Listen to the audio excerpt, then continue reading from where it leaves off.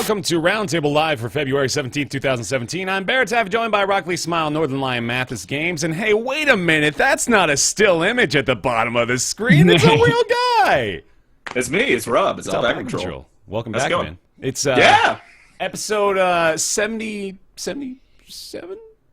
That's amazing. Hey, yeah, I think that's right. Way too long. 78. That's a lot. Yeah, still here. And I believe this is Rob's dozenth appearance or so. So appreciate you. Now I believe an honorary member of the dozenth. Roundtable. Something like that. Now that's a good time. That's a word. That's totally. Thanks for having me. I'm excited to talk about Mizalu today. Yeah, we've got you on for a very particular expertise today, which you will be demonstrating to us in due fashion by virtue of cutting my head off repeatedly in upcoming videos, I'm sure. Yeah, we got that to talk about today. We're going to do a Twitch chat Q&A this week, which, as you all are well aware, I'm sure, means that we have very little to talk about. But we got a few things that we'll be talking about today, namely the Humble Freedom Bundle, as well as some big Hearthstone changes. It's going to be a Hearthstone day. We've got a few games that we played this week as well, including Invisigun Heroes, All the Delicate Duplicates, Alwa's Awakening, Northgard, and, of course, the big one, For Honor. That's us. Let's go ahead and break right through the gate, shall we, with the Humble Freedom Bundle. That worked fairly well. I like the segue. Thank you. Good. I thought it was all right. It's fantastic. I feel free right now. So You should. The Humble Freedom Bundle was announced. 1 week only bundle. This is like harkening back to the 2014, 2015 days of Humble Bundle for me, wasn't it? For you guys, like you see the bundle and you're like, how the hell did they do this? How did they actually get everyone to agree to sell it like at this point? 3 times better than that. Yeah, It's massive. It's crazy. It's an amazing. It's probably the best one they've ever done. I don't think that's too much of a stretch. So they're adding more too, right? Aren't they? It's just getting more and more ridiculous. So let's break this down for starters. First of all, the Humble Freedom Bundle is, again, it's 1 week only, so I believe we're on, the last couple of days here. So if you're watching this in the VOD, you are running quickly out of time. But it was 1 week only, 100% charitable Humble Bundle. So Humble is not actually taking a cut out of this, or at least is not designed to. I don't know if you can actually designate them as a recipient for your money. I haven't tried myself. But you can, however, choose how you divvy it out to the ACLU, the IRC, and the MSF. The ACLU is probably the one most people are more familiar with now, the American Civil Liberties Union, which has been doing a lot of stuff lately. The Humble Bundle is also matching up to $300,000 of these purchases, so they've already done that, and people have gone ahead and taken their own liberties with it to the tune of $5.4 million. That's crazy. Holy hell. Unbelievable. 167,000 bundles sold as of this moment. Let me break down some of the big entries here as well. Before today, weirdly enough, it was even better than it is now. They have been improving it, but they had Subnautica in here. They actually ran out of codes for it very quickly. Oh. So that game is in a fantastic place right now too. But yeah, they've got. Well, apparently they're also out of Super Meat Boy keys. Holy shit! They ran out of Steam keys for Super Meat Boy. That's about the only game that I'll believe, though developers could have run out of Steam keys by now. Yeah? Sometimes we request a key and they're like, oh, the Steam only gave us 30, so sorry. This one, they've given out probably 3 or 4 million. They've actually They've had the Steam Key factory operating for, 5 years now? You'd think they have a backlog in a freaking steel chest somewhere. Over at Valve, they're just like, come on, guys. Getting a little ridiculous. What do they do you think? Did they allot them a certain set of variables of 15 character codes, or what is the... Well, I think you can probably get as many as you want within reason. How many possible permutations are there? It's 40 to the power of 16 or something like that. It's infinite for all intents and purposes. But probably I imagine that for developers Mathis, who makes Subnautica? It's Hidden Realms or It's people who did Natural Selection 2. Yeah. Oh, really? I had no idea. It's a fantastic game. Unknown Worlds. Unknown Worlds, yes, that is. So I imagine that they're I'll tell you what, our game still isn't even out yet, so we don't want to just give it away for $30 with 29 other amazing games because it's going to blow us out of the water in the way future. More than that too, yeah. We'll give you 15,000 or 30,000 codes or something like that, but after that, cut it off a little bit. But it's still a nice thing to do. Yeah. I mean, the Witness. Is that still part of the bundle? Still up there. Yeah. Yeah. So the Witness. I mean, the game on Steam costs more than the Humble Bundle itself. What is it Yeah. right now on Steam? At 40? 40. Yeah. Mm-hmm. So and the Humble Bundle is $30. So I mean, like that alone, it's a it's a Yeah, pretty if good you deal. don't own the Witness, that by itself is reason enough Yeah. to buy that bundle. But Well, I also mean- just buy that bundle. Yeah. With this bundle, there's probably like at least 3 or 4 games that are worth the $30 themselves, and then there's like another 15 that are worth like $10 to $20. Yeah. and then everything else is just like a bonus thrown in. So, like I think it's pretty much hands down the best deal that Humble's ever done. It's like 6 Humble bundles thrown together, basically.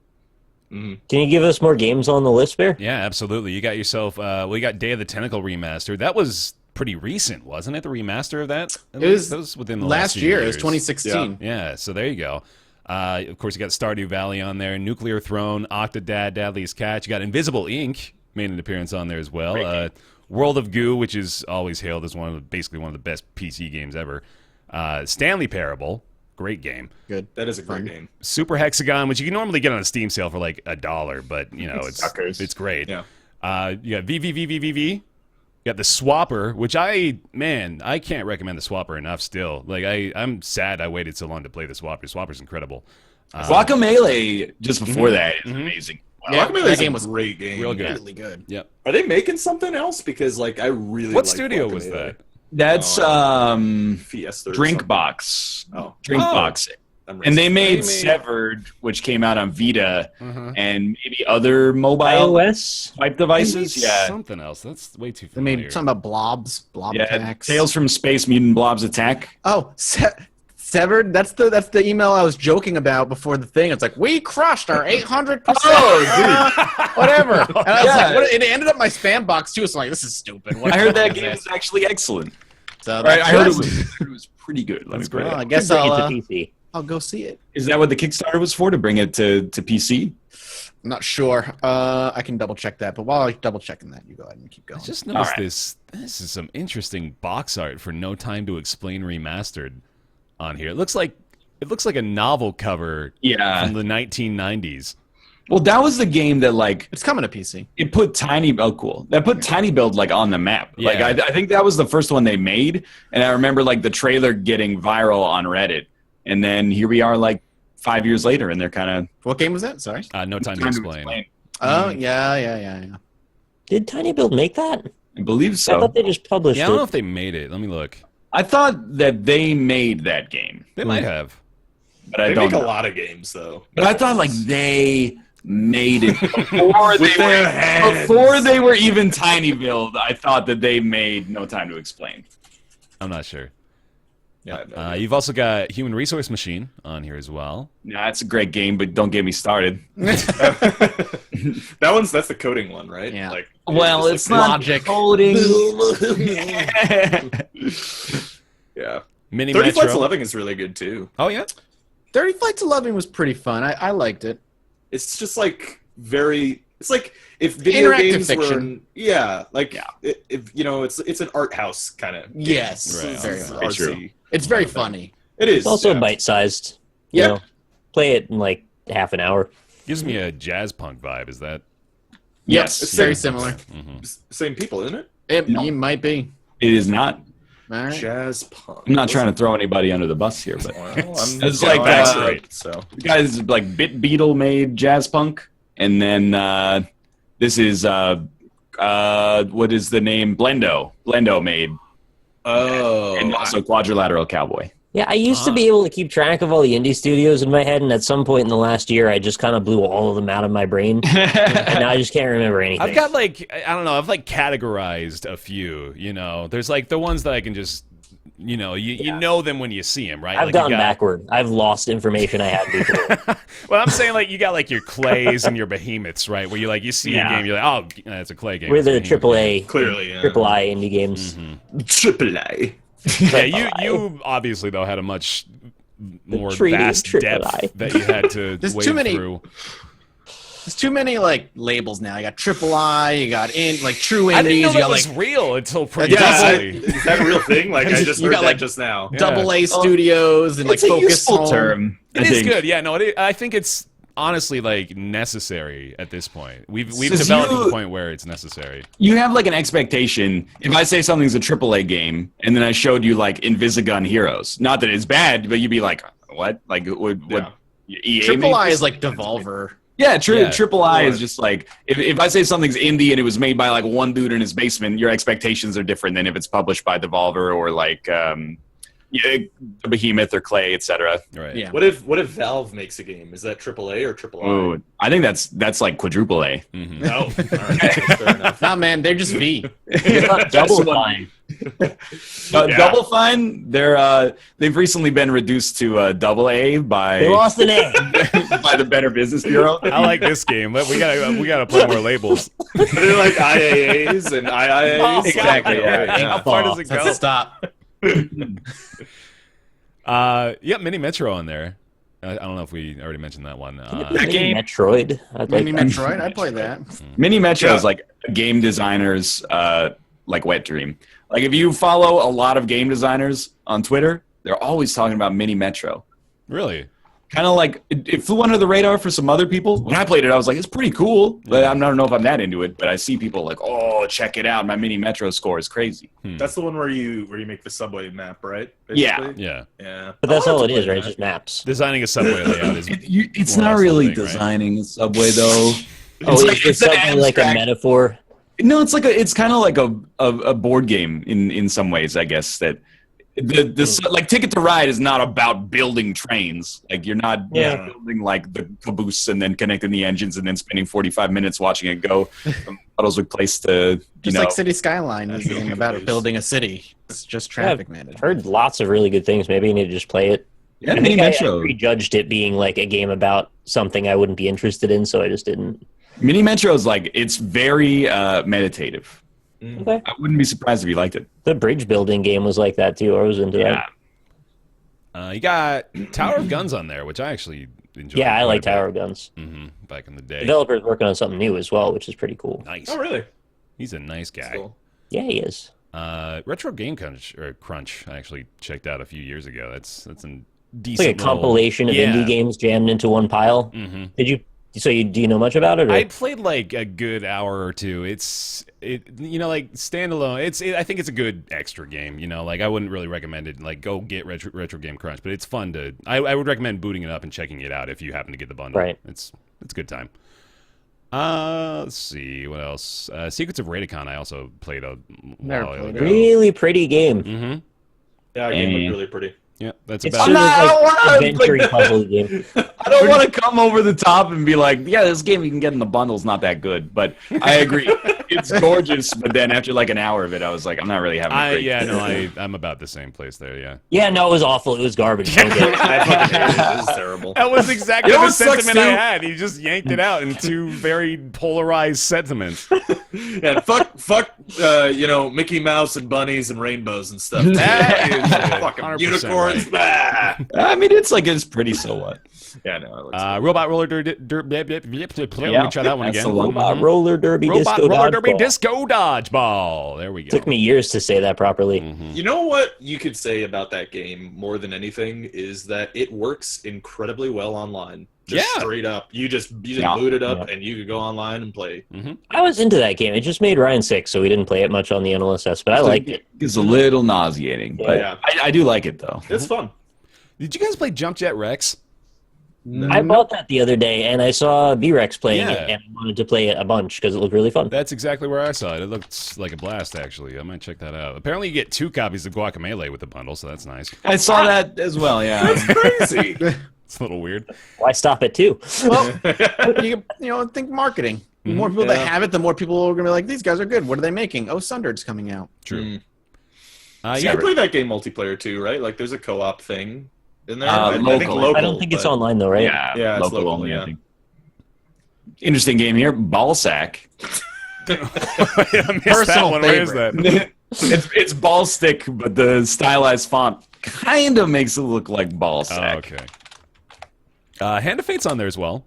There's another good one. That's You great. guys love that game. Yo, Hand of Fate is if I want Hand of Fate 2 to just be it's not.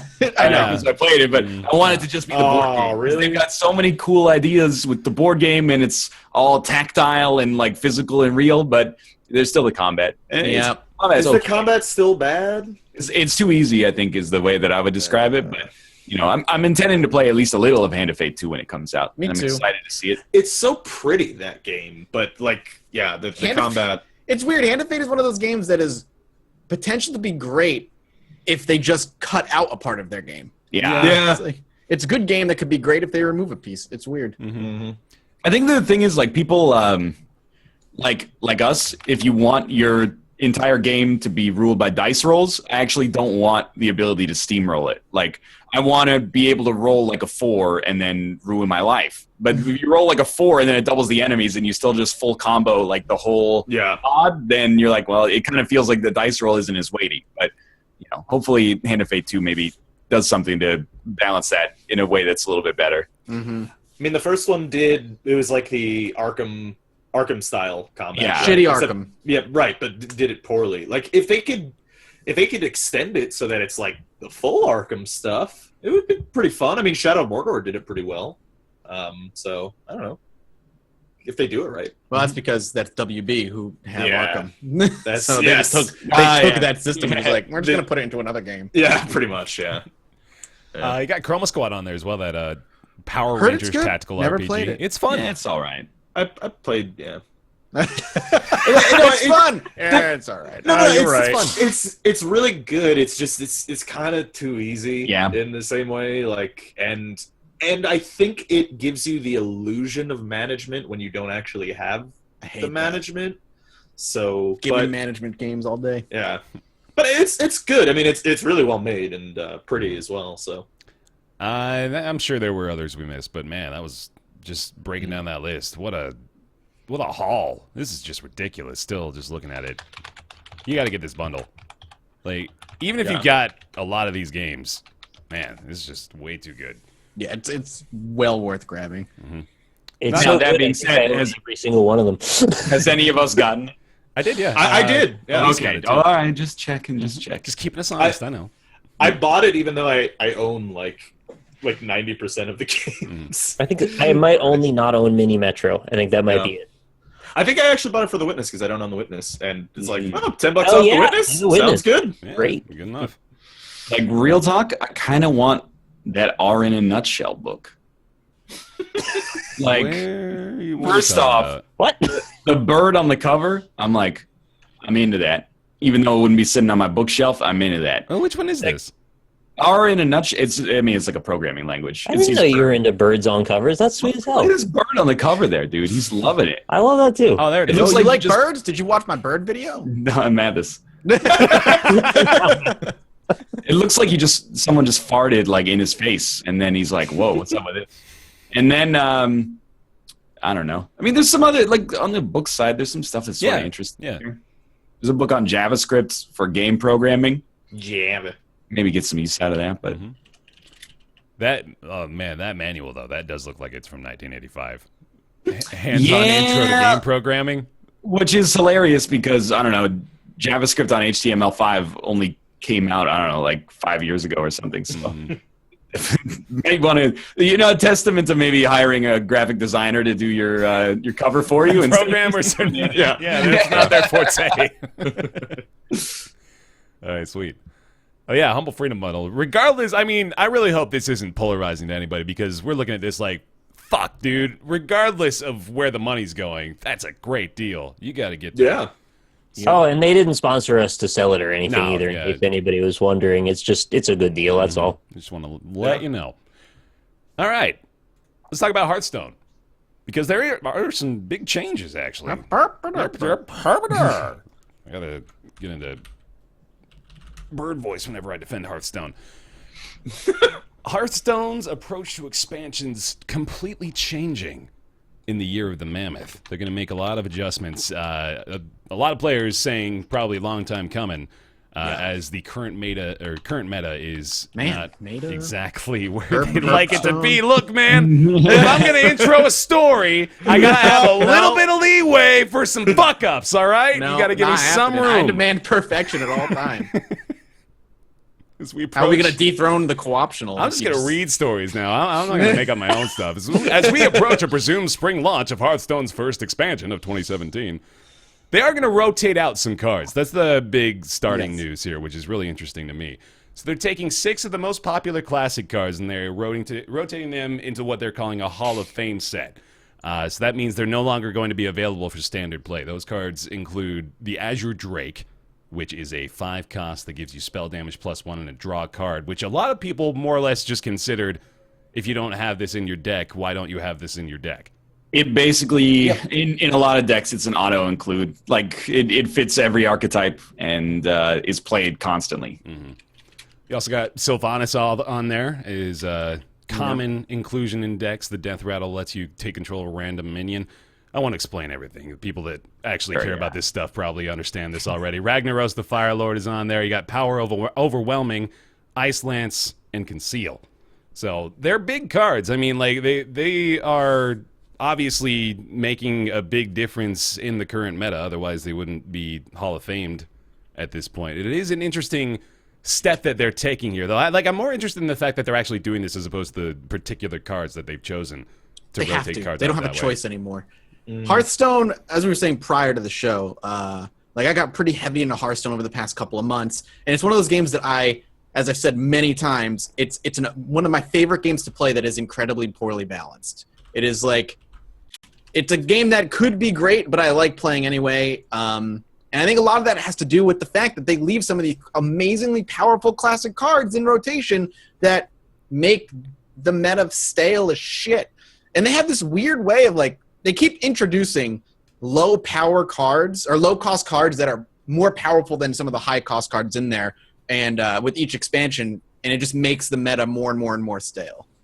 The same thing happens in Magic, though, and it's kind of, in my opinion, a nearly unavoidable consequence of having a game that's a little bit pay to win is that people are like, okay, I have to roll the best deck, because if I roll the best deck, then I'm spending the least amount of money. I don't need to have a wide variety of decks. They just want whatever's going to get them the most wins, basically. Mm-hmm. But you end up seeing the same 5 or 6 deck archetypes over and over and over, especially a month after an expansion comes out. So I do agree, though, that pulling some classic cards that have dominated or at least been factors in multiple years of metagame is probably a good thing. And, someone who never crafted Sylvanas, I guess lucky me, For those of you that did, you'll be happy to know that for every copy of those 6 classic cards that you have, you're going to be awarded the full dust value for each of them. And so not just the crafted value, but the actual full value of the card, which is pretty great. That's good. That is good, yeah. The other thing that they're doing that I like is they're introducing these platforms. These you hit certain ranks and then you can't go below those ranks,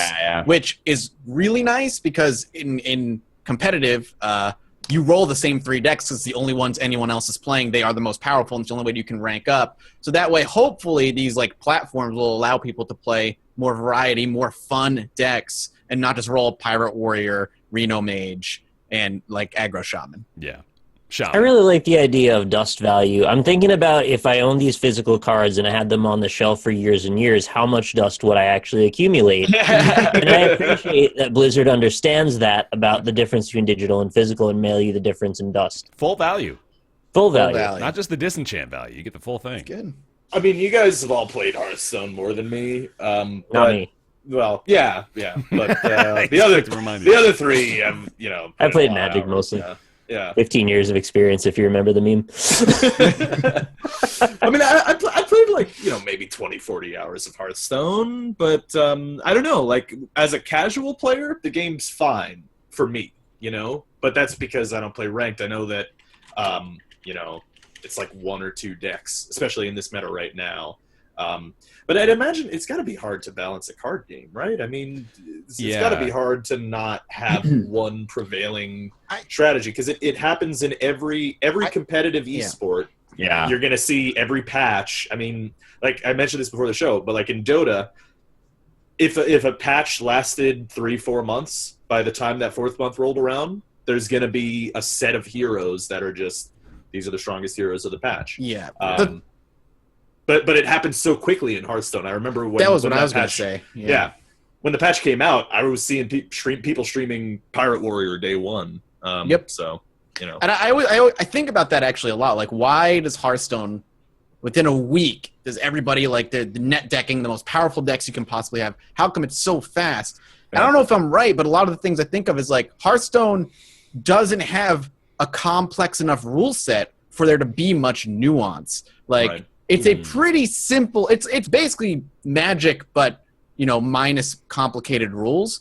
And because of that, there's really only so much you can do with each deck, so that within a week, you know, because the rules only work this way, you're going to have these best decks. And the way Blizzard kind of works around, like, simplicity is like, well, we have randomness in our game, so you can have these silly random decks. Right. No one fucking plays random decks because you're not going to win with random decks. And no one's running me. Noggin Fogger. No one's Excuse running me. Noggin Fogger. Yeah.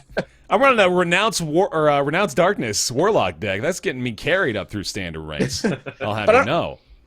I don't know if from I'm 25 right, to but 24, That's maybe. right. That's right. do you think I'm, like, on the right track, or am I, like, way off? Well, I think my opinion is that you're overthinking it, and the reason Maybe. that people know that these are the best decks, like, within a couple of weeks of expansion launch, is because there's a number of, like, there's a ton of streamers and a ton of websites that, like, is basically their job to optimize these decks, and then they publish videos or streams or articles that are like, hey, here's the best deck. Like, this Hearthstone community is full of people that are, like, really smart. So they do data analysis, and within, like, you know, maybe 24 hours of the expansion being out, you can see, like, oh, this deck has, like, a 58% win rate. So that's what I'm going to roll with right now. So, I mean, it's the kind of thing where everybody is part of their own problem. Like, everybody's part of the problem. It's like that you're not in traffic, you are traffic thing. Where, you know, you're using a net deck. You get beat by a net deck, and you go, oh, fucking net decks. Why doesn't anybody build their own shit? And you build your own shit, and you lose, like, 8 times in a row, and you're like, okay, I'm going to use a net deck.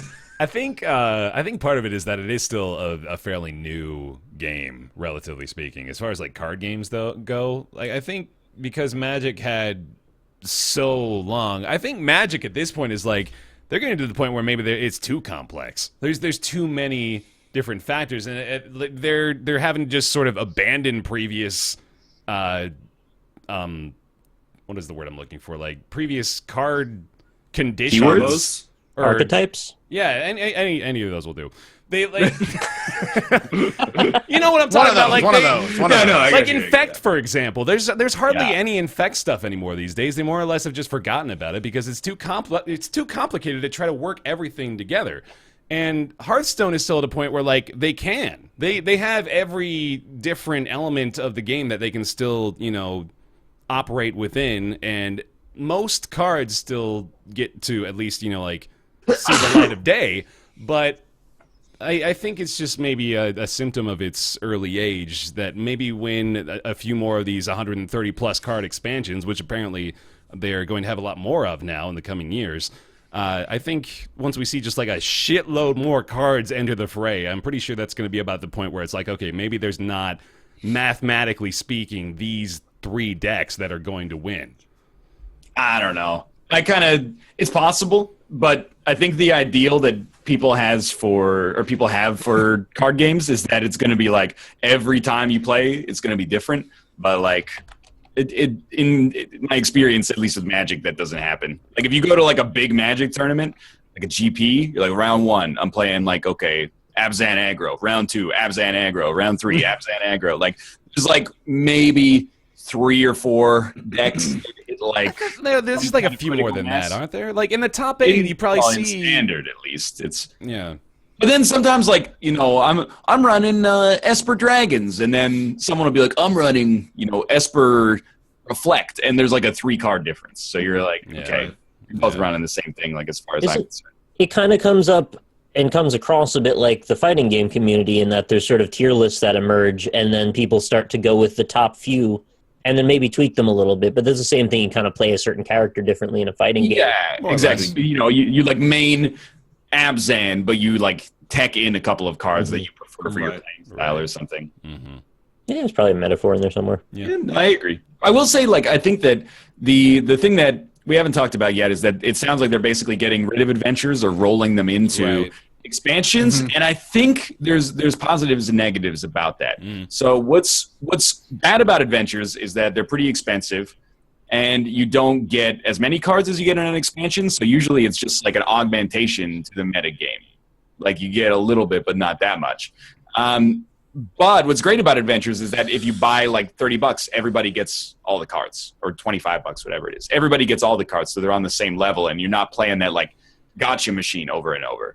So I think adding a wider card base every year is probably going to be good for the game, and hopefully good for variety as well. But I think overall I am glad to see expansions go, or sorry, to see adventures go or get rolled in, because they kind of felt just like half expansions for the most part. I don't know. I liked the single-player adventures, to be honest. Like, I especially the more recent ones. I think they've taken a lot of liberties with them that you definitely wouldn't see in the multiplayer, or maybe not outside of the tavern brawl. Like, they've done some cool, fun, interesting stuff. You know, like the cave escape, for example, in the whichever expansion that was, the League of Explorers. League of Explorers, right? Where, you know, it's not really a game, the Hearthstone game anymore. It's like a random chance adventure sort of thing. And they're not, you know, I'm not going to say these are, you know, really even life-changing experiences for me. It's just, you know, it was fun little quirky stuff that I enjoyed out of Hearthstone, but I'm not They going can to really roll miss it too that much. stuff into Tavern Brawl. Yeah, so I don't think I'll miss it too much, but I do kind of feel like, oh, you know, I kind of like that. I'd play more. As a casual player, they've always interested me. But and I played the first one, the one with the spiders. I don't remember what that was. Curse of Naxxramas, I think. Something like that. Yeah. I played that and I liked it. And I would have liked to play more, but honestly, the barrier to entry is like pretty high. Like there's a pretty big paywall. Yeah, $25 I think per adventure. Yeah, and like as a casual player, it's not something that I want to spend money on. And then for me, like that makes it feel like it's something for the hardcore players of the game to play, and then I would imagine the hardcore players of the game are going to be playing that just to get the cards anyway. So you know, it's kind of like waste. It's it's a waste of resources, right? I mean, it's just like making this story mode that people don't really. They just want to get the cards out of it. It was also you can grind in-game gold for it, right? It's not as bad as a lot of games. Oh my god, this cat is scratching itself. My webcam is like the big one's hidden. But, you can get it in game. It probably would take you like to earn the $20 or $25 you need for the expansion equivalent in in-game gold. Probably takes like maybe a month, 6 weeks, something like that. So you can get it. You can get it for free, but you are basically, you know, valuing your time at like 45 cents an hour or something. So yeah. Well, speaking of valuing your time, Blizzard apparently does. They're going to be introducing daily login rewards to Hearthstone as well for the first time ever. Cool. Oh, that's cool. It's become a mobile game. Yeah, it's a mobile game. That's great. And I mean, it is. I mean, it is. Yeah. It is literally a mobile game. They're embracing the monetization schemes that are most traditionally associated with mobile games. It's hard to complain about this too, honestly. It's just that's hooray. cool. Yeah, already had like daily quests, so Yeah. We've also got a new hero on the way, Maeve's Shadow Song. We'll go live with a new expansion. I'm going to try to say that again. Maiev? It's Maiev? Yeah. Maiev Shadow Song. Yeah. She was a warden in Warcraft 3. Oh, sorry. Yeah. All right.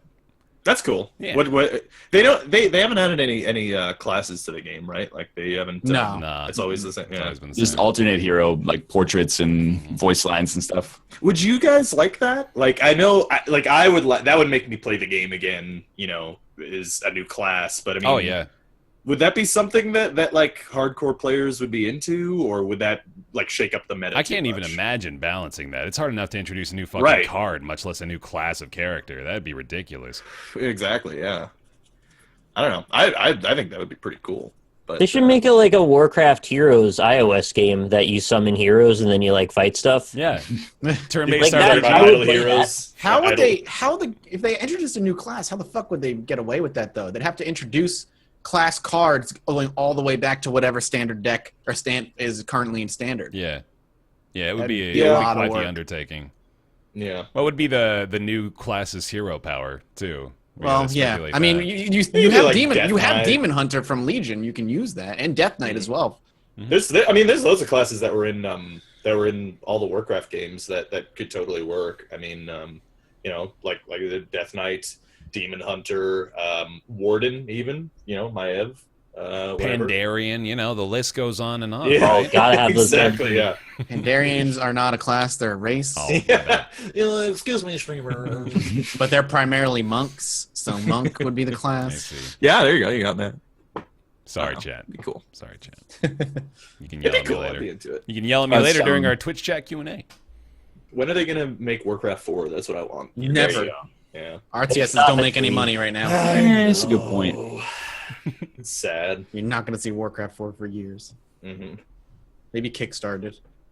Dude, that would be. I would actually like if You would Blizzard Kickstart it? was like, if Blizzard was like straight up like, hey, look, we know that this game is not going to make us any money, but if the community wants it, If the I know that they would, but like I would totally Kickstarter. I don't If care. Blizzard needs to kickstart Warcraft 4, I'll shit on them forever. Now, what's going to happen is all the old developers of Warcraft 1 through 3 leave and make their own That's studio, it. and then you're going to get War Building, the first Yeah, one, right. And that's and it's like a spiritual successor. that would be Craft Hammer 40K. Yeah, That's what they would exactly. make. Rob, you can't say the words, I would support a Blizzard Kickstarter. It's just not I'm allowed. allowed to say what I want. Okay. It's not what we brought you on this show for, damn it. You're You're here supposed for to... 4 honor and to agree with us. That's right. And that's it. It's a circle jerk, damn it. That's true. All right. That's fair. Speaking of that, He just wants pets, man. He's going for the He boobs. wants his food. Oh, little kitty. you're a cutie. I think you're all gay, Ruka. Oh, my Oh, God. now, hey. You're very not supposed to nice. use that as pejorative anymore. Ruka, Kat. it's- Come on now. It's the modern era. You can't say that. 2017, Ruka. The times. He has controversial opinions. Invisigun Heroes. Let's talk about that real Mhm. quick. Anybody, Ryan, you want to talk about this? Yeah, so Invisigun Heroes is a 2D action game that's multiplayer, and you play it online. Here's the gimmick. Here we You go. got a gun. That's one part of the title. You play as a hero, 2/3 done, and you're invisible. What that means is that you're even invisible to yourself. So when you start, you just see the map, and then there's little things that you can follow to let you know where you are and where the enemies are. Like if you ever shoot, you show up for a second. If you bump into a wall, you show up for a second. So you kind of have to, like, in your head, keep an idea of, like, I'm here and my enemy's over here, and you try to, like, shoot down a row or down a column to try to hit them where you think they are or where you think they're going to be when your shot also arrives. Some variety of different characters, like 6 or 7 maybe. They all have unique power-ups, like they can have a reflector shield or a sword, and if you swipe a bullet, then you get like a powered-up shot, and there's other various stuff. Many game modes. One of them is like Last Man Standing. One of them is basically King of the Hill. Another one is essentially, what's the Halo mode? Oddball? You grab like an object and then you hold it for as long as possible. So they have like an oddball mode in there. And it is an interesting game. We played it Monday for like an hour, and it was reasonably fun to play, and apparently really not that engaging to watch for our Weird. A game about watching invisible heroes on a map is not fun to watch at all because there's turns nothing out happening. that it's very tough for chat to watch because they can't see anything. So there is They a see a map. replay that happens. Like they play like a replay of basically the final kill with everybody revealed, so you can sort of tell what's going on. But apart from that, it's like it's a little tough to watch. I can understand that. It'd be kind of sick if they had like a secondary feed that you could capture that shows where everyone actually is for the audience. That's But what you don't everyone miss was out. saying. Yeah. Yeah, I mean, I obviously get why they wouldn't want to include that because yeah. like, Obviously, it's just if cheating. I've got the It would be secondary good faith. feed, I'm gonna Right. be like, What Yeah. stops the you temptation from there? what stops you as from standing still and not moving and not causing any disturbances in the map? You could just stand still, yeah. But I mean, Sometimes- gain anything from it, really. I don't think. I mean, No, but you just keep an eye out for everybody else. No, you're not giving anything away. Yeah, I was really wondering, like, when you guys were playing, I know Austin just, used his math brain and figured out the best way to play. But, like, when you were playing, did you start to develop strategies, or what was the... I'm trying to figure out what I would do if I was doing one this. thing that's neat that you can do is it counts down like 3, 2, 1, go, and then like between 1 and go, your moves you can input, but they show on the screen and you're still visible. So what you can do, not that I had great success with it, but is you can kind of like fake, and while you're visible, you're like, okay, I'm going to move to the right, and then as soon as you go invisible, like move in a different direction, like 3 or 4 tiles or something, and then they'll have no idea where you are. Right. But they know where you are, so they take a shot, and then you know where they are, and you try to like hit them like that. But Got it. Yeah, there's cool potential in that, I see. it is like compared to Screen Cheat, which is very similar, that first-person shooter where everybody's invisible, but you know where you are, obviously. Yeah. I think it's a little bit more engaging because it's in 2-dimensional space. It just seems like easier to know where enemies are, but it is. It's challenging. Yeah. Just to even know where you are. Like if I go back and watch the VOD, there's times where like we're just like bumping into the wall like 8 times in a row.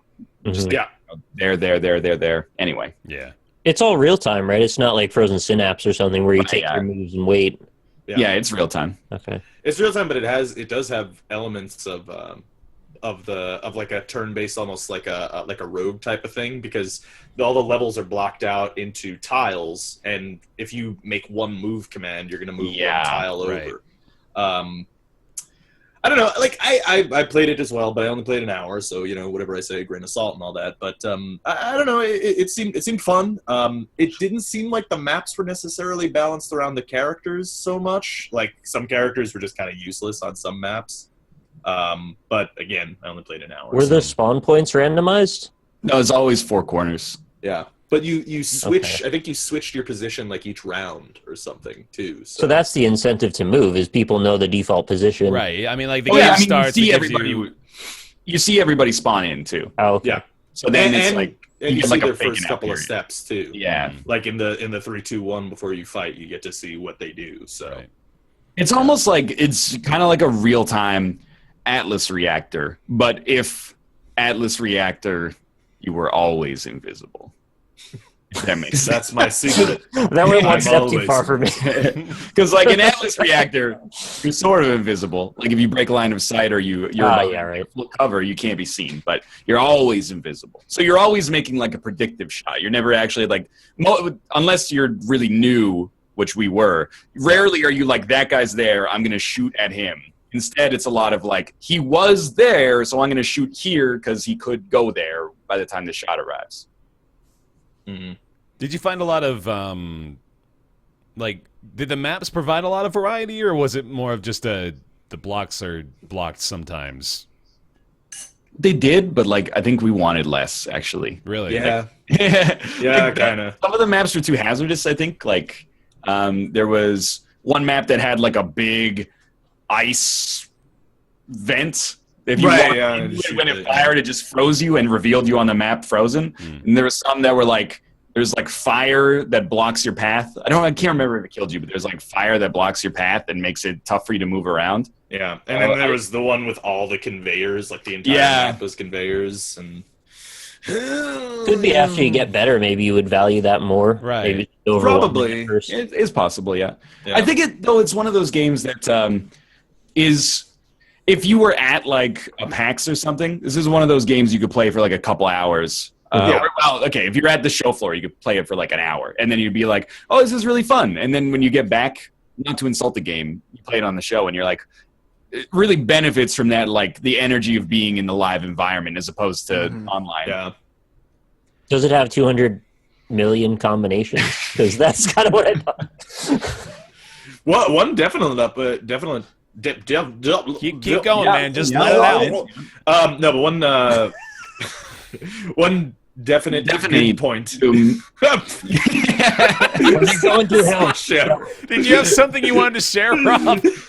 The game has online multiplayer. Oh, yeah. Wow, good. So there you go. You got That's that. true. Awesome. That didn't even use that word that you wanted to say.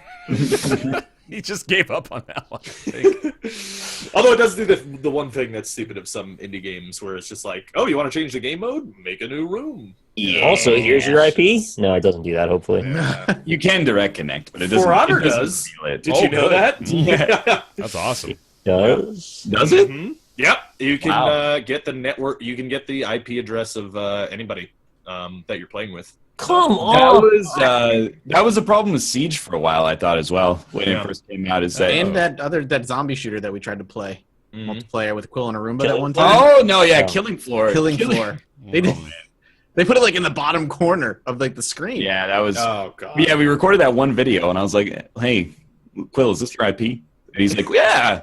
Where'd that come from? And they just have it on the screen. We streamed that though. Yeah. Well, did they do that in Killing Floor 2? Because like that was around the time my yeah.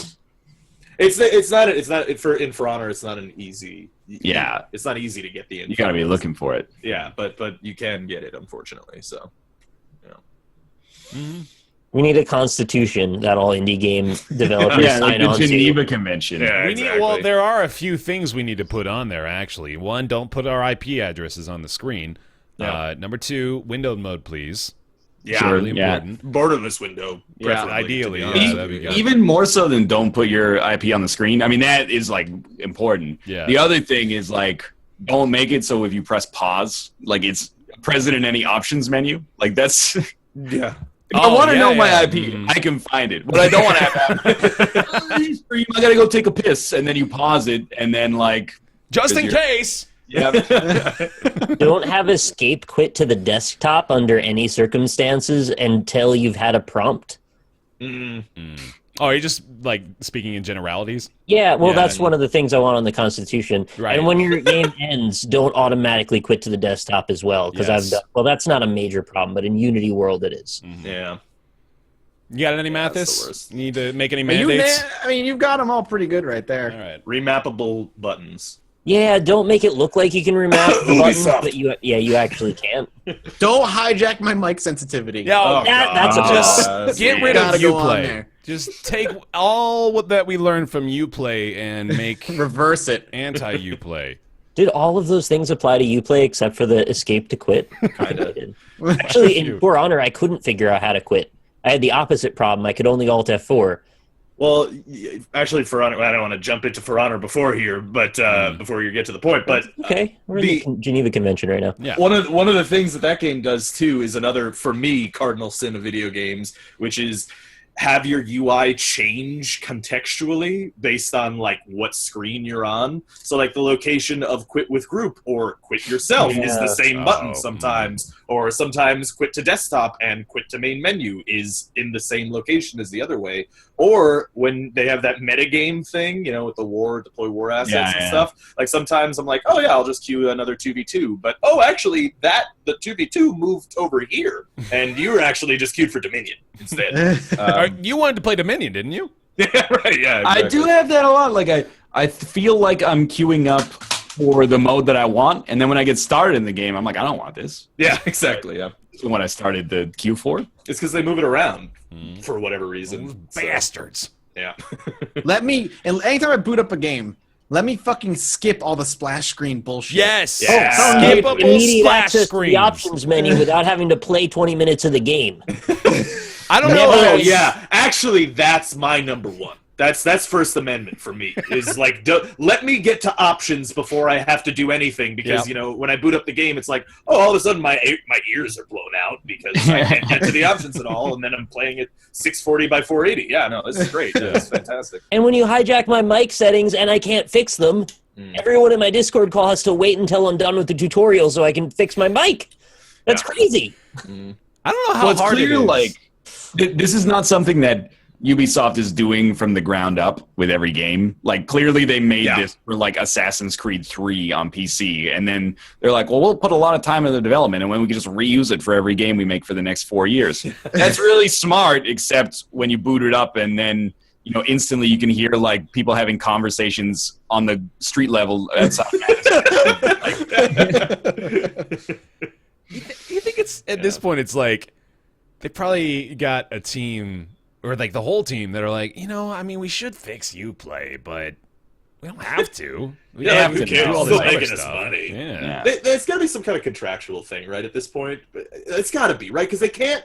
They got to know that this is hurting them, not helping them. Well, they can't give it up either. So Well, that's what I mean. Like that's what I'm saying. Like, it doesn't there's make gotta sense be- financially to fix it, and they also can't give it up, so it just remains Uplay. Yeah, that's what I'm thinking. Like I was thinking that like it's got to be like the investors probably we're gonna make this platform to play all our games on. Yeah. And and then they can't go 4 years later. Oh hey, that totally failed. Remember those millions of dollars? Sorry. I wish we could just get someone that works at Ubisoft and ask them directly, but they wouldn't probably be able to say anyway. I don't know anyone. Yeah. Don't look at me. Yeah. Yeah. And I imagine, like, I mean, I'm talking out of my ass, but I imagine it's a lot of, like, organizational inertia. That, like, so you're coming up with this game, and you're like, well, what's our competitive advantage? We already have, like, a harness that works. We'll just plug that into our newest game, and then we don't have to develop the net code and Right. voice over IP and stuff like that to begin with. Instead, we've already got it built. But at some point, I would really like for one of two things to happen. One would be Ubisoft to just say, fuck it, we're scrapping it, and then we're going to put it out on Steam with, like, I don't know, Steamworks multiplayer or something like that. And the other one would be like, we're going to keep it, but we're going to rework it so it actually doesn't do things that are stupid. Like, there's no reason why, like, it hooking into your recording settings for your microphone is okay, except why does it crank it to 100? Like, at what point? Not only that, but why does it crank it to 100 and then you reset it, and then if you join somebody's party, it re-cranks it back to 100? Yeah. I don't think it does that for me.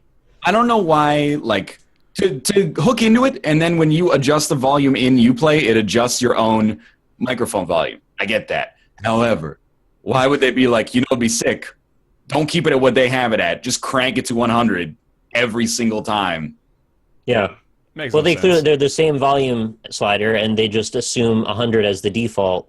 So rather than look for what you have it set it to, they just assume the 100.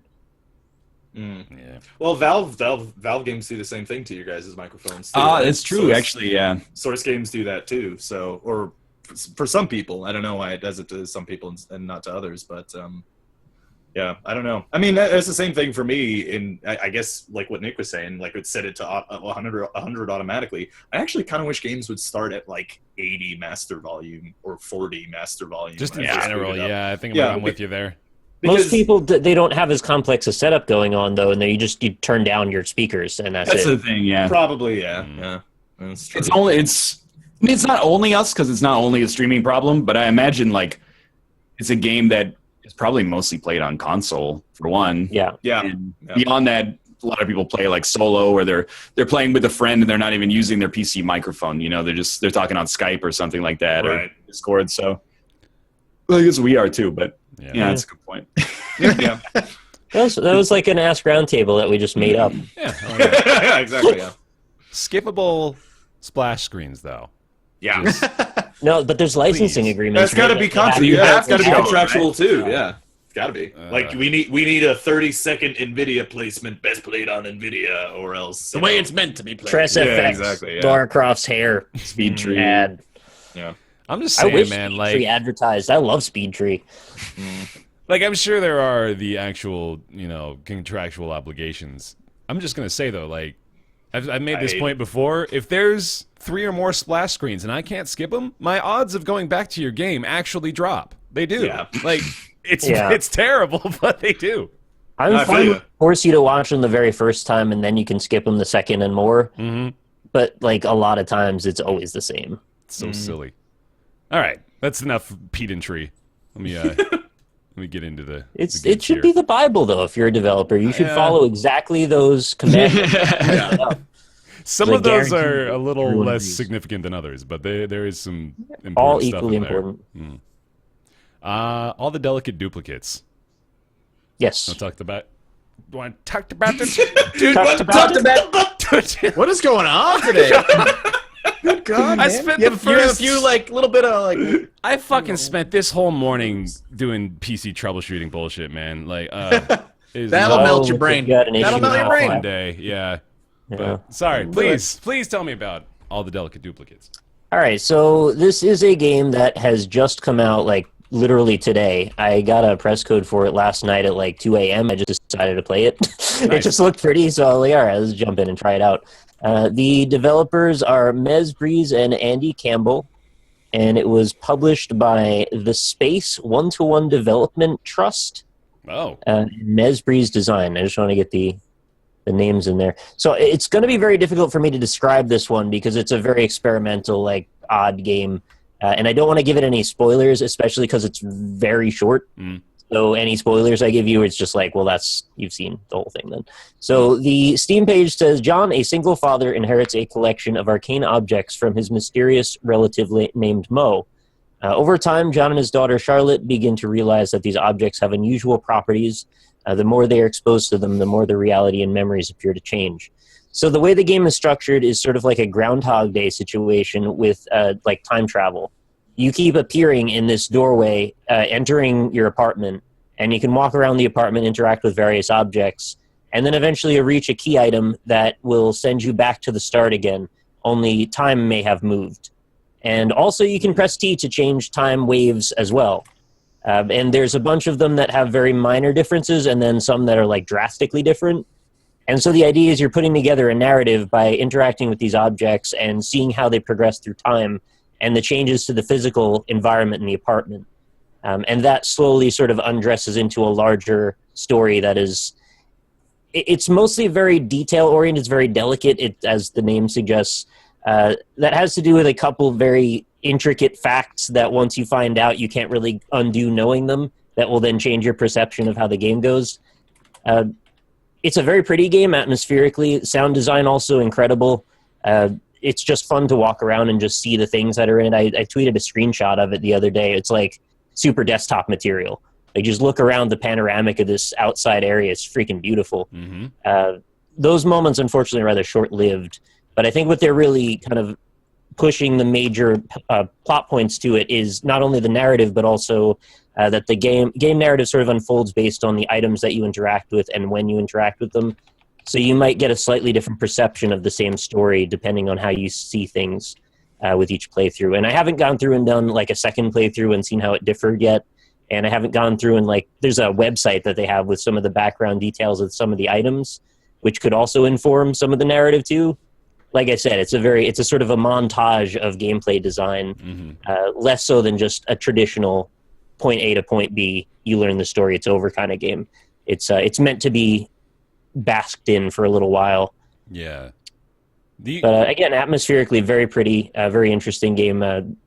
I would recommend it. It's not even very expensive, but you have to be aware it's $7.99. It's just a very short game, and if you're not in the right headspace, I could see it putting people off that a lot of it is reading, and a lot of it is just sort of taking in information. It's not as much that you're exploring this massive world. It's largely just an apartment that you walk through like 15 times. How Dear Esther is it? On a scale of... I don't know what that means in terms of like, what about Dear Esther are you looking for? Because it is just it's a walking sim. Yeah, yes. So it's like, I think, I'm not speaking from my own tastes here, but I think like a lot of what turns people off to Dear Esther is that there's not a lot of gaminess to it, right? So yeah, it's very much like Dear Esther in that respect. Okay. Yeah, interactive narrative with Yes. emphasis on the narrative, not the interactive kind of thing. yes, Yeah. yeah. It's walking. It's looking at objects, picking them up, turning them over, reading journals. It's quite a bit of that stuff. Got it. Man, this two people? 2 people. Looks very impressive. The presentation is super polished. Yeah. It's really pretty. That's really good. That's really impressive. Cool. And it's an odd kind of esoteric game, so if you're into that kind of thing, like I am, you might enjoy it. Again, really the only criticisms I can give are just I wish it was a bit longer and elaborated more on the story, because right when it started to get really interesting, it just ended. If it had like another hour at least, I think like at the turning point of when it ended is when it really should have been just getting started. Oh, man. Right. Yeah. But, it's definitely a solid showing from these developers, and I would definitely follow them in the future and see what they've got coming down, because it's good stuff. It's Great. well produced. Awesome. Apparently they got a VR version coming late 2017 as well. Yeah, that could be cool. I think that suits the gameplay. Dope. You want to tell us about another one? Alwa's Awakening?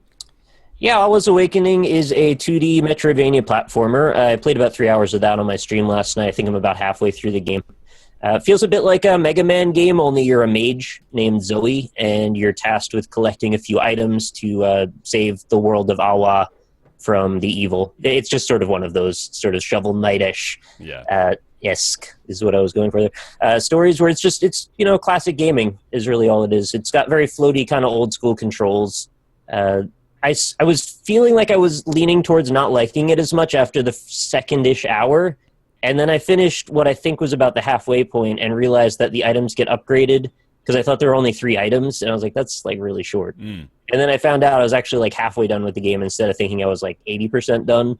And now I've gotten to the actual exploration part, which makes it a lot less linear, and I'm enjoying it more there. It seemed like chat was sort of hit and miss on the music. I thought it was pretty good, but it did seem to loop quite a bit. So I guess that's sort of your mileage may vary thing. The bosses seemed a bit on the easy side once you learn the patterns. You only can ever take 3 hits, which means your margin for error is pretty low. Eventually you get an item that lets you refill your health when you die, but like at most 6 hits means the bosses can't be particularly complex. Otherwise it would just be incredibly frustrating. So you're not dealing with a massive amount of variables there, but for the most part it's a solid retro style game. And if you like Metroidvanias, I think you probably do a lot worse than that. I guess I'm going to wait to finish it and see what my overall thoughts were. But so far, like I said, I was leaning towards not liking it. But now that I'm halfway, I'm sitting like 7 out of 10 territory. Nice. I'm getting some 1001 Spikes / Lamu Lana vibes out of this. Yeah, there's some of that too. There's some traps and stuff that none of it was really that difficult. The puzzles were not complicated for the most part. But it definitely had some of those contextual, like fireballs will jump out at you if you sit in the right spot kind of thing. Right. Cool. There we go. Seems cool. We got another short one here. Math is checked out. It's Northgard. Yeah, Northgard. I got like 5-10 minutes I can talk about at most. But Northgard is a new game coming out on Steam Early Access on February 22nd. I don't know how much it's going to be, and the developer actually escapes mine. I've never heard of them before. That is Shiro Games. Shiro Games. There you go. But basically Northgard is a really cool mix of like civilization and city builder, like very light city building, which you are controlling Vikings in Norse mythology and expanding your land and expanding your borders and dealing with other AI and trying to win via like fame wins or just conquering, lore, trading. So it has all those Civ elements. But the city building aspect I really enjoy. Each plot of land that you have can only hold a certain amount of buildings. And if you want more buildings, you have to claim or colonize other land near you. In order to do that, you need to spend food, and then the land becomes colonized, and then you can build like 4 or 5 buildings on that one, and then you kind of expand that way. In order to remove the fog of war of the game, you can take your scouts, and they'll go to the edges of the border, and they'll start doing this for like a minute or 2. And then afterwards, you'll see them. There's like evil monsters out there, like undead things wandering around, and big dire wolves. It's got a really neat twist. I think if you like things like Banished, there's a little bit here for you to really like. And if you like Civilization, I think this here you're gonna like as well. Other than that, I think right now the game in its current state has about 5 hours of gameplay, maybe a little bit more. The single player campaign is not in it yet. It's just all like sandbox. You're going to play against how many AI you want, and you just try and win. But it's cool. I was actually thoroughly impressed because it was one of those games. You get a ton of emails like, check out our game. But this one, the video seemed interesting. I love the art style. It's very bright, vibrant, cartoonish, and I'm really enjoying it. Awesome. Yeah, definitely got some Banished vibes when I was first checking this out. It looks like sort of a 4X mixed with an RTS. You can't directly control like your people, so you can click on your people and you're like, so the base civilian will stay as a civilian, and what they'll do is they'll automatically wander around, they'll scavenge food and bring it back, and that's what they do. And then you can click on them and turn them into like a woodcutter or a miner or a warrior, if you have the buildings to do that. And if there's enemies in an enemy territory, you have to clear them out first before you can colonize it. So if there's wolves and stuff, you have to kill them off. But in order to do that, you take your warriors and you right-click on the territory, and then they'll go wandering into the territory, and they'll automatically go fight things. Right. There's very little like Micro control. I was like macro, and then it's very little micro control involved. They'll kind of just do what you need to do. It's crazy that the studio that made this is the studio that made the Evil Land games. Yeah, I just noticed that. Oh shit! Are you serious? Yeah, that's wild, I did not know that. I played the first Evil Land and I liked it. Didn't think it was amazing. But it was like a gimmick, but it was kind of cool, I thought. Yeah. And then, like, I mean, Evil Land 2 has great reviews, but this looks like it's a big leap for them. So that's cool. This is a big leap. Yeah, Evil Land certainly struck me as more of a gimmick than an actual, like... You're saying Evo Land. Yeah. I thought you were saying Evil Land. I've never heard of Evil Land. I thought they were as well, actually. So I was like, Land. It's Evil that Land, game that, yes. like, you unlocked actual game elements in game, right? It progresses through like genre lineage in RPG history from old to new, essentially. Like, it starts as a basically Game Boy Pokemon, and then it like I got to the point where it looked like Final Fantasy VII more or less, and then that's about where I got, and I was like, all right, I'm done. I bet that's the point a lot of people reached, and they were like, yeah, all right, I get it. Now my nostalgia's out. I'm out of nostalgia. We're moving on. This is really where I wanted to be. Yeah. So what did they do in the second one then? I don't know. I'm not sure. They looked like I looked at some screenshots. Look like there's some like Final Fantasy Tactics-esque gameplay in there, so maybe the gameplay gets switched up a lot more. But one of the other things I like about Northgard is you actually have to prepare for season changes as well. The year passes, and when winter comes, your food intake gets cut massively. And if you don't have enough food, your people start to die, and you'll have like less warriors, less healers, and all that stuff. So you have to like, do I want to colonize these lands, which costs a ton of food? Or do I want to start stockpiling for food for winter? How greedy am I going to be? Like, and I like that. I like that kind of decision making. Awesome. Good. I want more developers branching out into strategy. Keep going, developers, because seriously, I love strategy games. I wish it could be more popular on YouTube. Sweet. All right. What we need a market for is people who like watching strategy games played badly. Yes, absolutely. Of a market for strategy games played optimally, but the people who tend to watch that stuff like continuously, they're smart people and they min-max and they care about details. Whereas for the most part, at least in Factorio, we're very much big picture people. The dedicated few that stick through watching us be bad at it, though, leave some of the most detailed responses I've ever seen. That's true. Yeah. Did you see somebody made a freaking post-mortem of what went wrong in the trains on Reddit? It was like multiple pages of text. I very much respect that. Like the 140 character criticism I got was like, "What are you doing, you idiot?" And then that one was like, "Here's what went wrong." And they talked about some things that I was very sympathetic to. They were like, "You gotta comment your functions. You gotta have good variable name." I like comparing like your late episodes of Factorio to like Arumba's episode 6. Like, this dude has like a city going in Factorio, and you guys are like, I can't rotate this properly. Season 1 had some magic to it, man. It was that spaghetti world that I was so infatuated There, you with. gotta watch the train episode. I think I need to check thing. it out. Yeah. Honestly, the first minute of the train episode is my favorite part. It's actually like an Always Sunny episode where no one knows what's going on and everyone's yelling at each other. Well, imagine that you wanted to order fried chicken with a side of mashed potatoes, but in this world, it's not called fried chicken, despite the fact that that's an apt description of what it is. It's called place. Instead, it's called Flim's Flam, and then a chicken fried steak, on the other hand, is called a Pwing Pwing. And then, like, can I get a Flim Flam with a side of Pwing Pwing? And they're like, no, Pwing Pwing is an entree, it's not a side. You can have a Flim Flam and a Pwing Pwing. And then you're like, okay, maybe we should.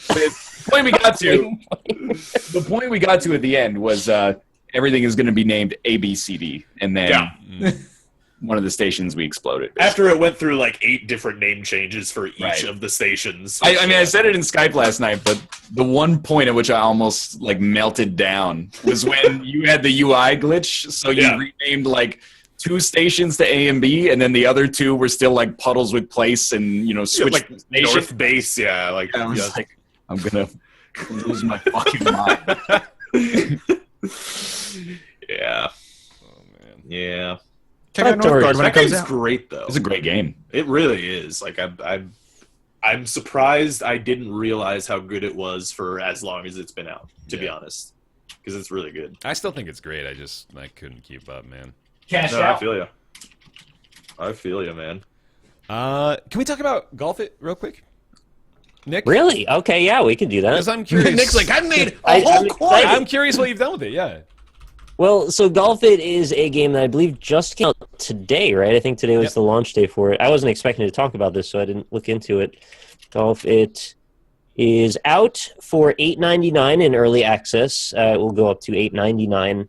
$8.09, right? Sorry, is what I meant to say. Is what it is now. And it is a simple mini golf game, much in the same style as Golf with Your Friends. It's got a working, functional online mode.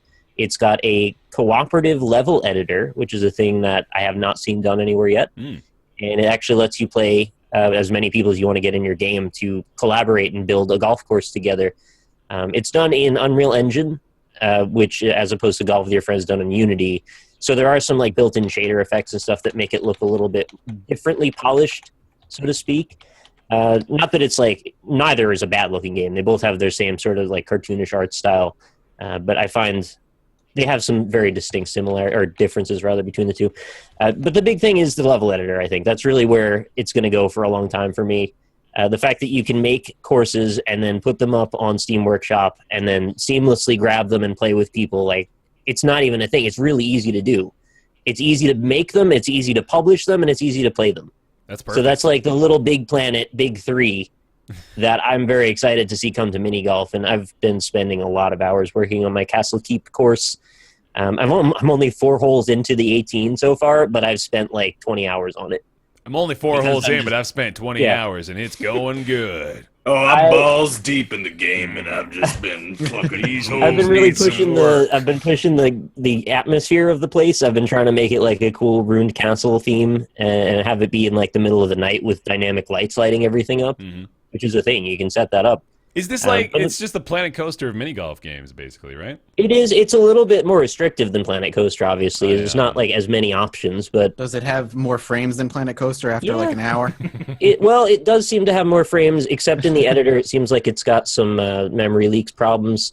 When I was editing I think I was in there for 5 hours, it started to chug a bit, and then I restarted the game. It was back to normal again. But it's like early access still. It's not even done, so I can't really be upset about any of that. Nope. The game seems like by far the best mini golf game. It's got sort of a different style to shooting, where you have to like aim with right click and then left click back and forward, which might put some people off, but it's really not that big a deal. I got used to it pretty quick. I'm really excited to see where this goes in the future. It's already got 4 courses done and a 5th one on the way, and then infinite courses from everybody that wants to play. So I'm going to be playing a ton of that on my channel, and I hope to bring all of you guys in. We'll play it online together, too. Awesome. This is Cool. It's cool just because, like, I think Golf with Your Friends actually did, or it, is seeming to kind of revitalize people's interest in. I bet people would like making, or I bet people would like playing a golf game where you can make your own levels and play with your friends and stuff. And it's like, yep, absolutely. Yeah, I knew I wanted that the whole time. Nobody seemed to care, and now all of a sudden we're entering the renaissance for mini golf games. I can't wait till they do that with Mario Party. Someone make a Mario Party game. Well, right? yeah, that's sort of like a WarioWare Inc. problem, right? Like they need to apply that format to Mario Party. Because they did actually make an editable WarioWare game, believe it or not. Oh, Really? yeah. I didn't know that, actually. That's Yeah. pretty cool. Neat. Came out in late, like before 3DS came out, I think. Huh. It was not great, but it was okay. Yeah. I just want Mario Party for the PC and make more kart racers, Yeah. Like, Put 100% orange juices for. yeah. The kart racer? Not the kart racing part, but That game, Kart racing really sucked in 100%. no, not a fan. I thought I mean, it's okay for what it is, but it's like a little too. it's Weeb Mario Party. I mean, I don't like to use racial epithets. So, I mean, it's a novel game to play for sure, but it's a little confusing. It is very Japanese. Yeah. Yeah, I didn't really get into it. It seemed fine, but it wasn't really my thing. It's They didn't have like, the mini games. It was just Yeah. dice rolls. It's just dice right? rolls. It's Yeah. very, very like roll and move. I think. Yeah. All That's fine, but yeah, more of that. Word. Not gonna do Neo this week, and I don't know if we'll come back to it, but if we do, I'll let you know. The consensus is good. It's great. Everybody yeah. seems to like I mean, it. You may not need my advice anymore on it. It's pretty fucking great. So, let's talk about For Honor, shall we? Yes, please. For honor. Rob, please take the reins. So, if you want like critical perspective of For Honor, like I've said this on my stream already because I've been freebasing that game. You know, I've been playing 40, 50 hours of it, and the best way to phrase it. I really like it. But if I were a game critic, I would have such a hard time figuring out how to properly express my opinions on it because it's a great game at its core, but then all of that greatness is obfuscated by all these other things that make it just difficult to play. And I don't even and that's not the least of which to say the bugs and you know how hard it is to keep a multiplayer party going. But you know, the single player is lackluster, but I don't think anybody was ever really looking for that game to be a great. Well, okay, yeah. That was actually like the main selling point for Oh, me, was so it? I was Right. very Shit. disappointed that it was garbage.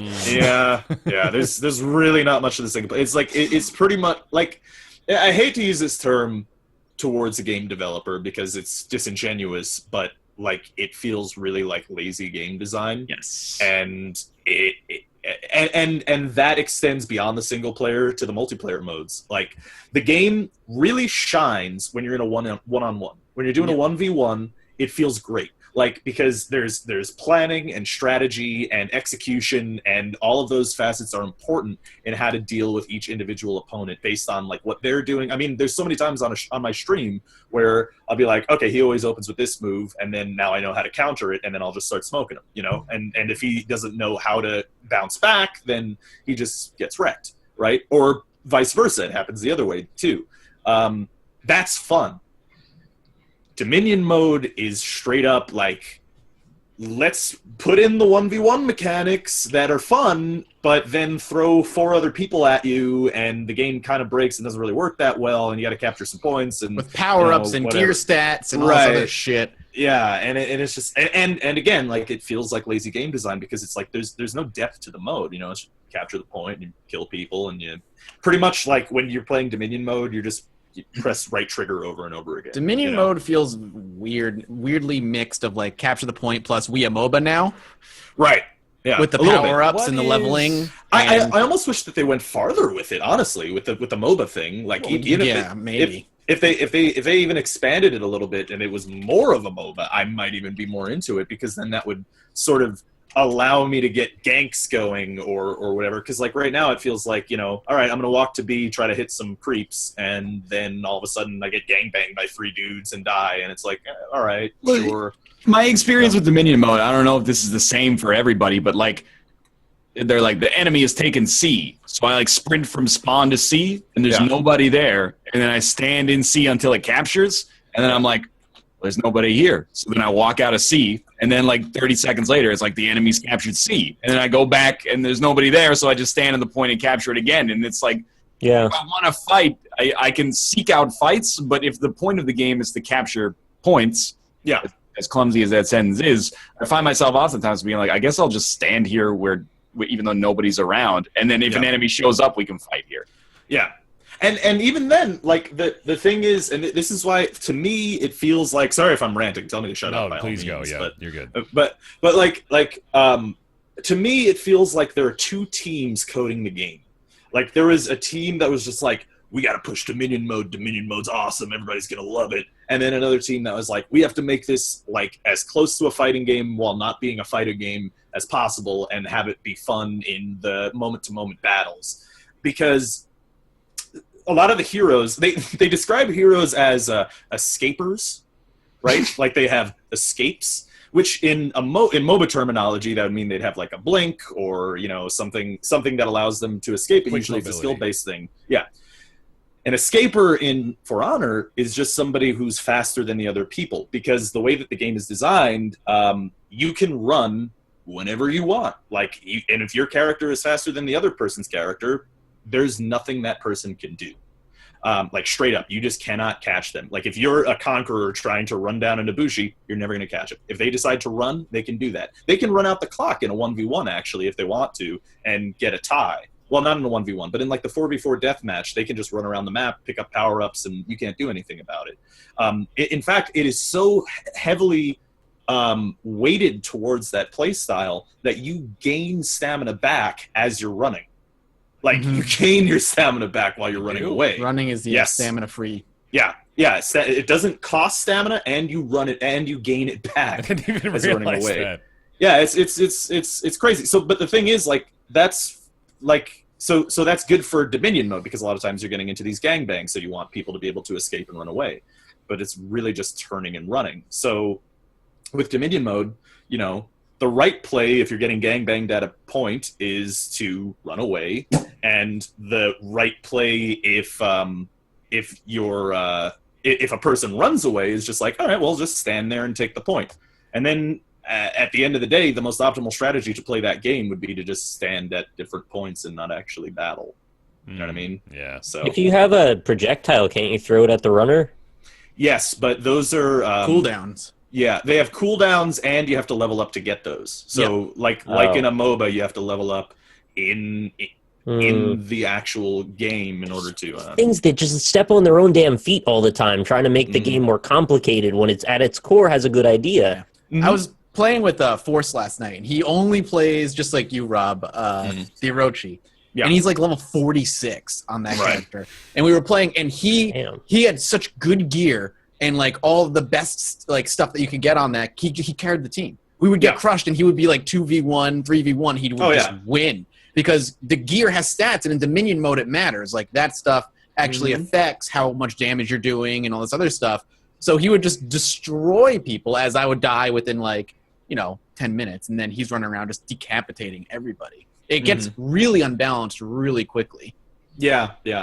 I mean, it's also it is sort of a it's a point towards how I actually think the game's balanced very well. I think Without most characters, without the gear set stuff, but like it's balanced really well in that any class can take on any class, which is I think important for that game because they have to keep to that because if they start doing hard counters and stuff like where one class has to be played to counter another class, it would just break the gameplay because you can't switch characters midway through a match. So if somebody plays a hard counter to you and then you just straight up lose because he's better, I thought default Nightman was hard countered by Japanese Spear Lady.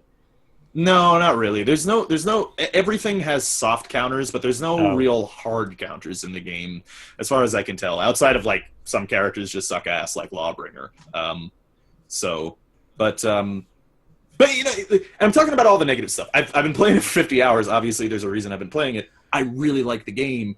At its core, it's so much fun. What's the pure For Honor experience for you? What's the 1v1 best? duel. Okay. 1v1 duel. 1v1 duel is the purest, and that's the most fun. You can tell that's where the core of the design lies, is the 1v1 fighting, because there's so much depth there. Like I said, the first hour of me playing the game, I had to tell myself, okay, this isn't a hack and slash like I thought. This is a fighting game. Yeah. There's combos, there's preparation, there's strategy, there's a lot of kind of just stepping around each other, toying with one another, trying to figure out what your strategies are. It's crazy. Yeah. But the game that gets marketed like you can as decapitate fools all the time as Dominion mode. Like all the E3 stuff, all the commercials and stuff, they all show Dominion mode, so people think that's the thing. It's like a Dynasty Warriors, and you get to fight people online. But really, once you actually play it a little bit, it really is designed. Which is why I say it feels like there are two teams developing this game, because the 1v1 is so tight and balanced, and then the Dominion mode says fuck all those great controls and stuff that you have in 1v1, and you're just gonna have a bunch of flashes, and people are just gonna keep pressing the right trigger and hit you a bunch. What it feels like to me is somebody, like a small group, like a core cluster of people, decided they were going to make this project that was like this really cool 3D fighting game, and then Ubisoft's like, here's how we're going to monetize that. And then we're going to add power-ups, and then we're going to add armor, and we're going to add mini microtransactions, and then it's going to be a 3D fighting game with creeps. And it all this stuff just kept piling on top. Creeps give you experience, and you gain levels, and then you unlock abilities. Right. It just kind of turned it into another monster, like in another direction from what the original intent was. But that core kernel is good. It doesn't need all the stuff piled on top of it. One of the biggest things I definitely noticed is there is, oh my god, the reward system it's overstimulating. Like, there's too much going on as far as, especially in like the single player. I played 2 missions. I go up 5 story levels. I get like 40 unlocks. I'm like, what the fuck is all this stuff? The screen flashes like it's a mobile casino. It's like all the shit sliding onto the screen. It's is way like too much. Like, I don't out. know what half the shit is. I don't give a damn. I just want to play the single player, and we have to go through all these progression systems. Like, I don't need that. I just want to play the campaign missions. Yeah. Yeah, but why do you want to play the game? Yeah, there's no need. Actually, unlocks. I played the campaign just for the unlocks because you get this like stupid like car hood ornament thing on your head as a knight. Nice. Yeah, I soured like. So I want to preface this by saying that I actually really like For Honor. It sounds like I like it more than any of you except maybe Rob. But I soured on the single player when I had to play the tutorial in the beta, and then I had to play the tutorial when it came out. That's fine. And then when I started the campaign, it had the unskippable tutorial that you have to do again, and I was like, please, God. That was like the 7th time I did the tutorial by the time. They're like they're like a block to the left, and then the enemy just like only It's attacks. just waiting. It's this horrible battle scene, and the dude's like, whenever you're ready. Yeah. When they open up like all the controls to you, and then he attacks you, you're just like parry, and then you slice his head off and do like a backflip over top of him, right? But at first they're like press RB to do a light attack, and you're like. Can I say one of the other complaints I have about the game is that the game does a very piss-poor job at explaining its intricacies to you. Yes. The tutorial is like left trigger to block, right bumper light attack, right trigger heavy attack, and X to guard break. Have fun. Yeah, You're like, you go. oh, that's easy. I get that. It's just it's a combo system. And then you start playing, you're like, why are these people doing these weird moves? They glow orange, and why am I bleeding or like what's happening here? The game does terrible job at explaining what it is. As much as it forces you into unskippable tutorials, it does a really bad job of tutorializing you because like I don't know why they decided to move the stuff that's in the advanced tutorial out of the regular tutorial because it's only 3 more things. Like the advanced tutorial takes like maybe 3-4 minutes, and you could have put it in the regular tutorial because they are vital to playing the game. Like being able to know that you have to parry, you could counter guard breaks and do revenge. Parrying's not even in the tutorials, is it? Or No, it's not. It's in the it's in the advanced thing. It's not in the advanced tutorial. Yeah. It is in the advanced tutorial. Okay. I didn't know it was. It's not in the one that they force you to play. Like advanced is optional. Yeah. And that's not an advanced thing. Like everybody at the like when you get at the outset, people are going to be guard break countering you. People are going to be parrying you. Like they're going to be using revenge. And the other thing is, like, in that tutorial, they kind of teach you wrong. So, like, yes, they do. Yeah. Oh, my God. Yeah. When somebody goes to guard break, you press X to straight counter up it. wrong. No, that's not what you're supposed to do. You're supposed to wait till they make contact and then press X, and then you can counter the guard I had to go, because I couldn't figure out, like, they taught me, like, when you see the red shield, hit X to counter the guard break. Done and I couldn't figure it out. Like, I'm like, I swear, I'm like, what am I supposed to do? I'm supposed to fucking have spider senses? I had to, like, Alt-Tab, go to YouTube and be like, guard break countering in For Honor, and watch a video, and he's like, here's how you do it. And I'm like, oh, so not what they're telling you to do. Yeah, yeah. Let's hold on though, because this is one of the cases where like it sounds like we fucking hate this game. Yeah, basically y'all are mad cynical. Yeah, but like this is one of those cases where I think we want it to be really good because we see that it's got potential to be something totally awesome, and I think a lot of people see that. And I think that's kind of the general gist is like there's a lot of folks that sound like they're really pissed off about this release, but it's more along the lines of there's a lot of people that are really passionate about it that are probably still playing the shit out of it. However, they have a lot of things that they would really like the developers to focus on. to improve it in the future. It's more of like it's a really great game that does a bad job at teaching you it's a really great game. Yeah. That's not even my problem. My problem is it's buggy as shit, and it's a $60 game with microtransactions. I don't like that very much at all. What bugs What are are the you having? microtransactions for? Every game now. I still am pissed about it every You time. can still be mad. I'm not going to stop being pissed about But it. what Then, bugs like, have you had? Because I haven't really had that many bugs. If you ever endorse a $60 game, it like compromises that criticism. All right, well, It's they the had issue I a have. beta also, and the beta ended, and then now there's more bugs. They had a than lot there of were. betas. They had like 5. What is up with that? They did You do want to some. go down the bug list? Yeah. I want to mean, know, they like, did- do you have like game-breaking bugs that you've encountered, or I really Oh, haven't yeah. had that many, to be honest. My game crashes all the time. Mm. But Jess straight up can't play it. Like Really? she's level 4 on her main character. She's played pretty much every game that I have played because I play with her on stream. Mm. She's level 4 because she hasn't been able to complete matches. And this is not something that is unique to her. This is thousands of people who are experiencing this actually. Even Ryan was experiencing it the other night when we were playing it. Oh, yeah, as you well. were just like Yeah, dropping we- randomly. That was weird. We resolved, like, okay, Ryan and Sinvicta can't play together because it has a mismatch to their NAT settings or something. Mm. Yeah. Like, why do you have to have that ever? Yeah. There's also a really great bug where when you finish a match, you have like 3 seconds if the other team backs out to leave the lobby. Otherwise, your whole team gets disbanded. Yeah. For no reason. That's a good one. The one about favoriting your campaign or your multiplayer mode, and then it gives you the opposite one. That one's frustrating because the other one is so like this is why I say like it's hard for me to recommend the game even though I obviously have played a shitload. I love it. I actually really enjoy the gameplay, but it's hard for me to recommend because the multiplayer game modes have close to no depth. You have Dominion mode and then you have skirmish mode, which wasn't in the beta. And the skirmish mode is Dominion mode without points. So you just run into each other and start swinging, and that's all it is. And it has the power-ups and whatnot.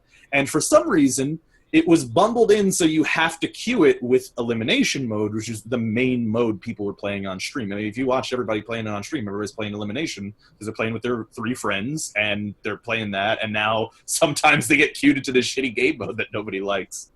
And there's no objective based game mode. You know, I'm kind of I desire an objective based game mode like Chivalry because I think that would be a lot of fun. And if you play a couple of single player maps, they have some stuff, some assets that they used in that, and it almost seems like they were testing that because there's this one map where you have to push a battering ram towards a gate, and then you battle on top of the thing, and then you go and it works like it's a multiplayer map, but it doesn't.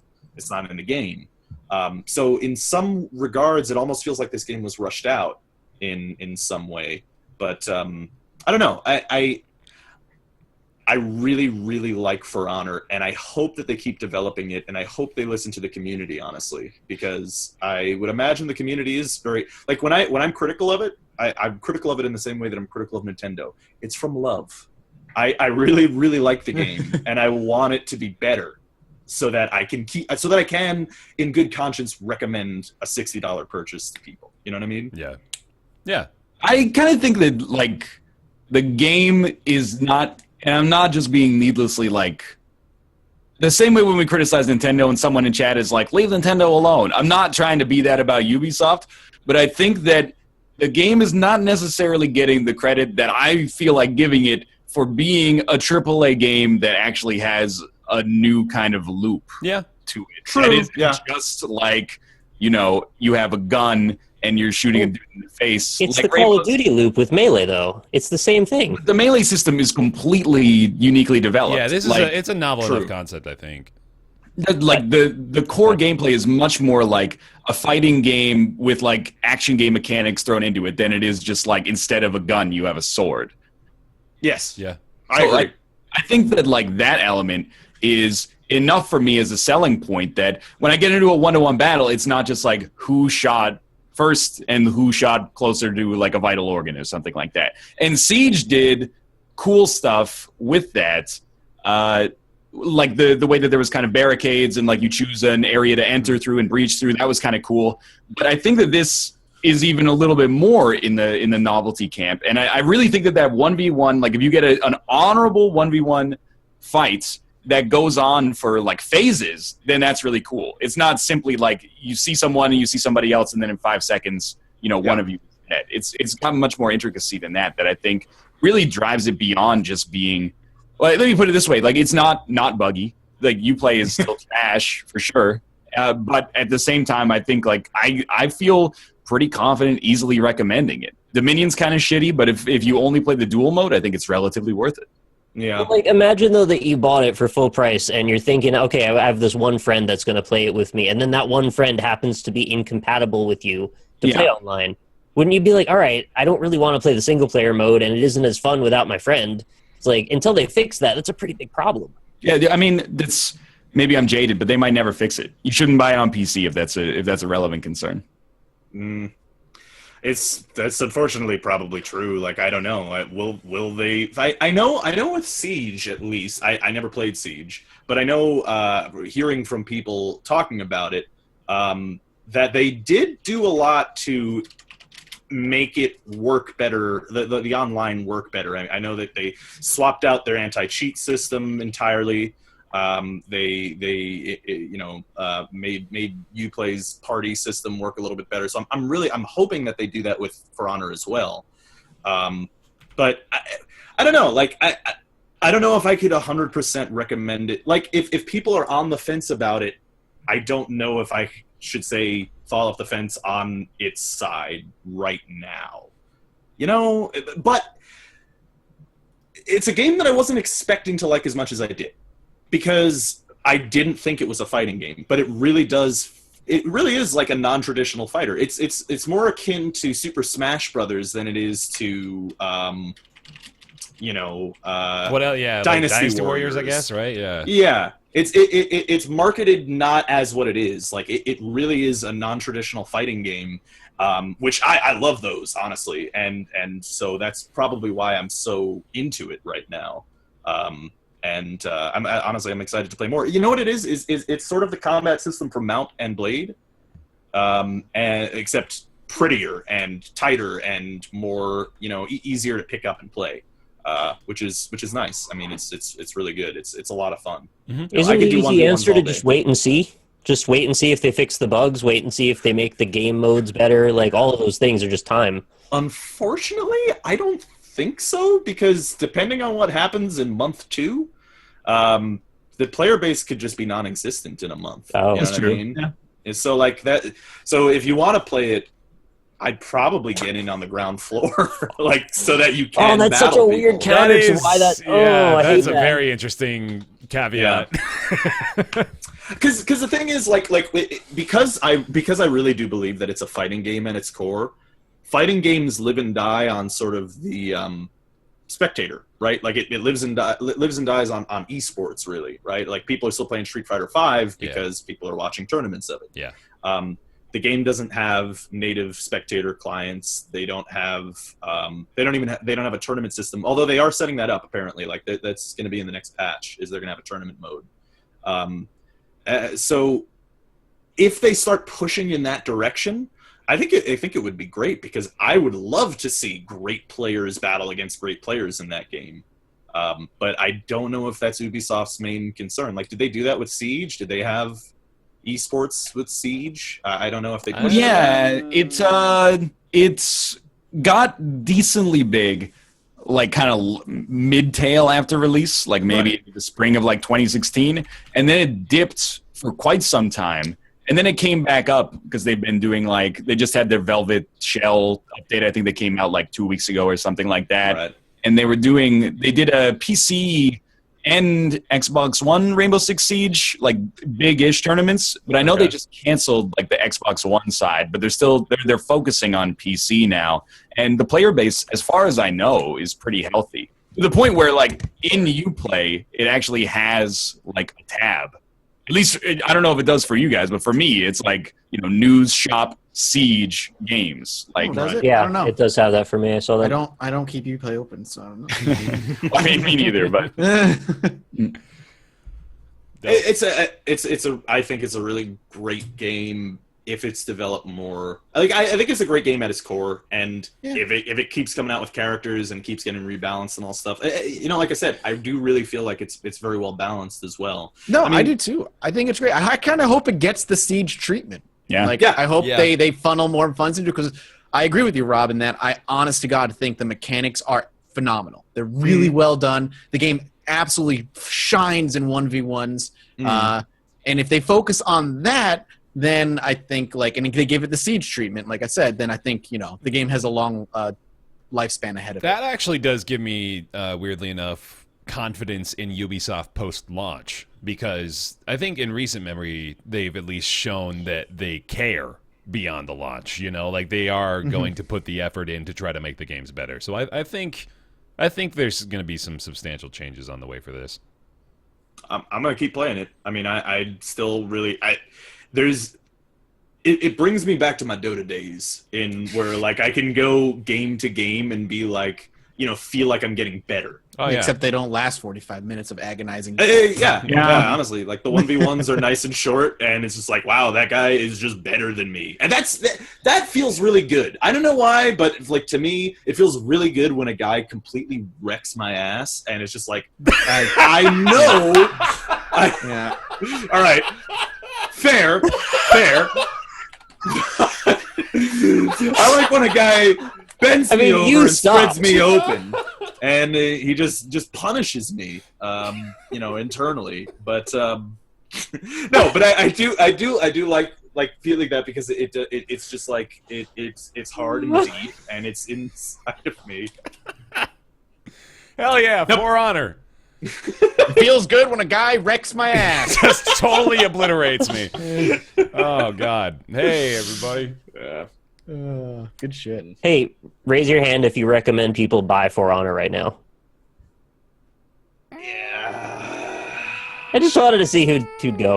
Okay. I just I thought I would love it actually. Like remember back when we first saw For Honor? I was stoked. Like Yeah. Jason Oh, for audio Vandenberg. only, we had 3 out of 5, by the way.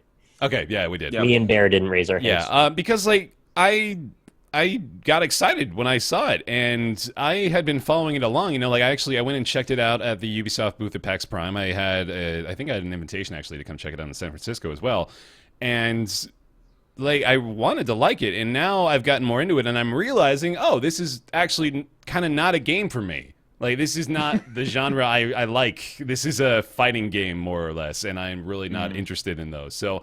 I think it's not even necessarily. I don't recommend it because I don't think it's a good game. I don't recommend it because I don't think I like it. I don't think I like it as the genre that it falls in. Honestly, so Yeah. I If you don't like the fighting genre. games, you're gonna hate it.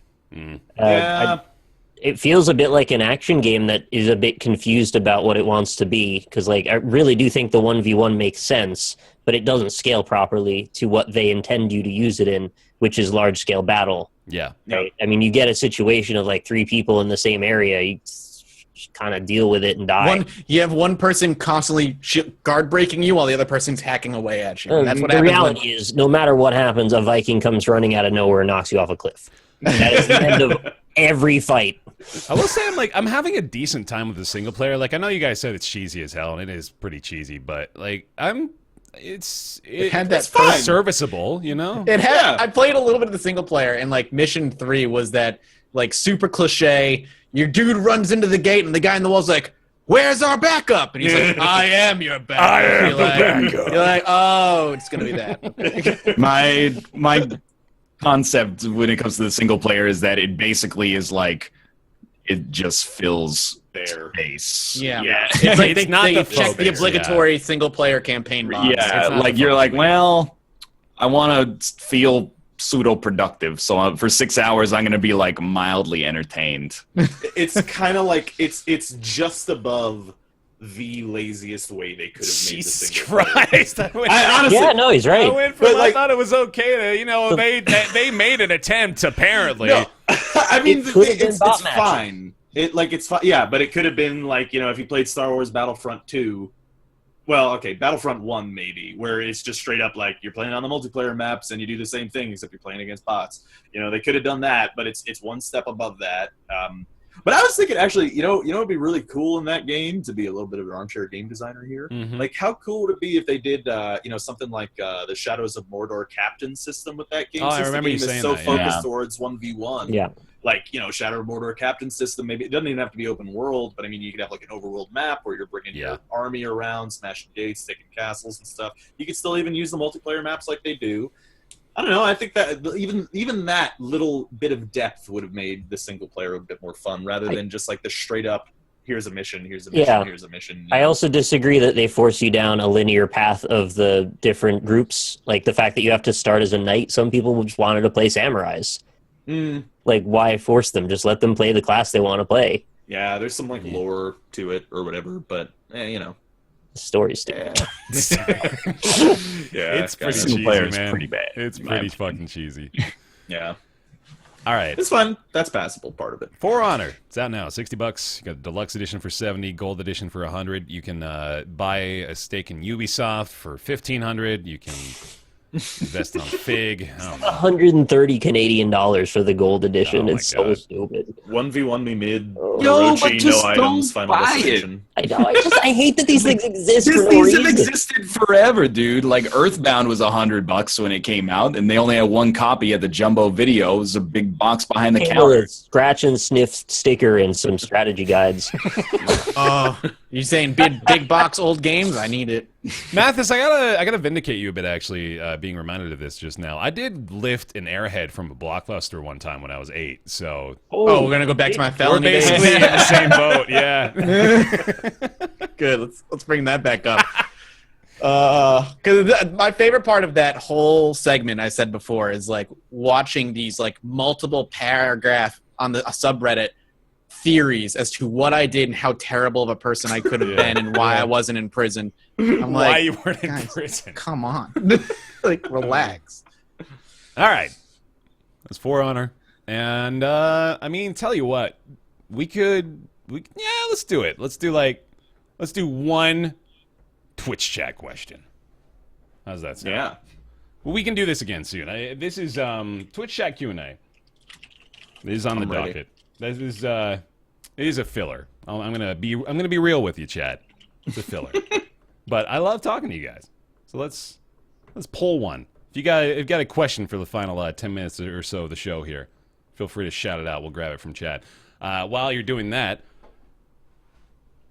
I think we've got. Oh wait, no, never mind. Okay, never mind. None of you know what I'm talking about, so forget I even started that sentence. I have a question here. How can she slap? Sure. So it's because she's a cheesy Nobushi player that just pokes you with a poison stick and then runs away. Yo, It's bleed, Rob, not poison. Even though It's bleed. Sorry, yes, it's bleed. You're right. Don't. That's gonna be my character in the Tournament of Shame. Just saying. I've been question Nobushiing it up. is Rob in jail? Yeah. In I am. jail, yes. Mm-hmm. What In video jail, game yes. story cliche makes you roll your eyes the hardest?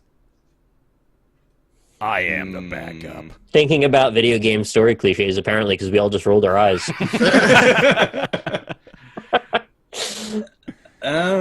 Who's the youngest on the cast? Is it Rob? Might it's be around Rob. 25. Yeah, I'm 27 now.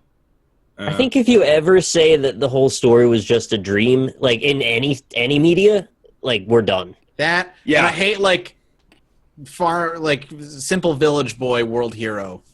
I Yeah. was just done yeah. to death, yeah. Yeah. Yeah. There's like, Yeah. I think I don't know if it's really even avoidable, to be honest, but there is just a bit too much of a frequency now of, you are the one that holds the key. You know, like it might be an unavoidable trope, but that one's just, I don't want to be the chosen one anymore. I want to be, Right. Let me be the Derek. villain more. Yeah, there you go. I'd love to be the But villain. when more. they hint at some sort of vague, like, ethereal quality that they never really define for the whole game, just, you have the power. It's like, what is this? What is the system that governs this, and why do I have it? Right. Can I? Does this one count when RPGs think that they're RPGs when they make you go fetch like 40 wolf tits and bring it back to the?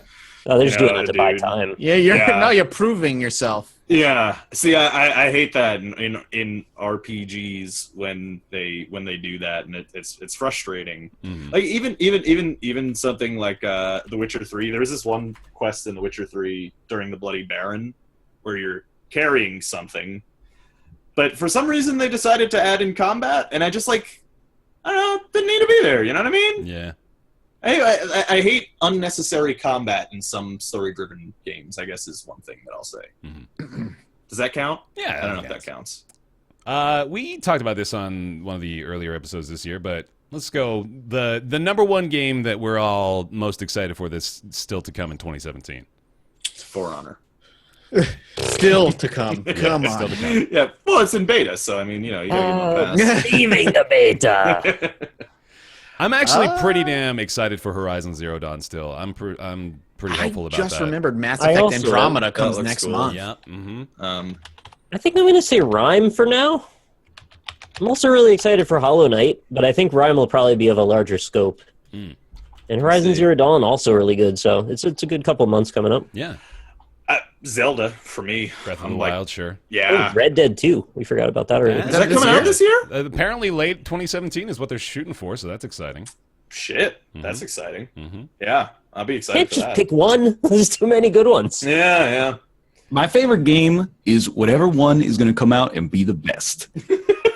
Good Because answer. We the I best. find it hypocritical.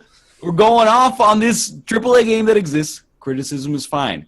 But then we're like, oh, yeah, let's hype up these games and be part of the problem again. Did you hear the It's question? not, literally, consumers should, be very judicious with the criticisms that they give the games, and everybody should have an informed opinion, but also get hype. When Like, someone asks the games- question, what game are you most excited for? What do we say? Context is important. We could, I think it's an important preface. I Like- I have reserved optimism about Horizon Zero Dawn But why? because I think it looks cool. See, we find ourselves in this endless loop of cynicism. When I don't 'cause we have get the game to excited. criticize, I don't have things to actually criticize about the We're game. When I getting have the game back in my in hands, this, I can talk like- about that shit. We're getting back in this Last Guardian. I'm excited. Oh, it's not magic. For Honor, I'm excited. It's not magic. Ghost Recon, I'm excited. It's not magic. Like loop over and over. Hey, for me, For Honor, I was like, oh, that looks pretty cool. And then I started playing it, and I'm like, wow, it was really cool. So, that it could That go was the me other with way Resident too. Evil 7. Resident Evil 7 for me was that game that I was like, it looks like it's going to be a neat idea, but it's fucking Resident Evil. It's probably not going to be that great. And then I was like, Resident Evil 7 is amazing. Mm-hmm. It can happen. It happens the other way too. I'll have like a reserve, like oh yeah, you know what, that looks cool enough for me to play, and then it turns out it's one of my favorite games. I tempered my optimism exactly properly for Resident Evil 7. Thank you very much. I'm just saying. I think, in particular, I feel like Horizon Zero Dawn is just getting a little too much credit for having a cool concept. And really, Is it just mine? You just take No, issue with my Nick said it particular as well. hype? Nick said it as well. Like it looks like it's a AAA third-person action game, but it's got a cool retro. In an open world, Right. don't forget that. I mean, it's not retro futuristic. I'm trying to think of what the word is. It's futuristic, but Horizon's society got is, a lot of different things, though, dude. It really is. How do we know?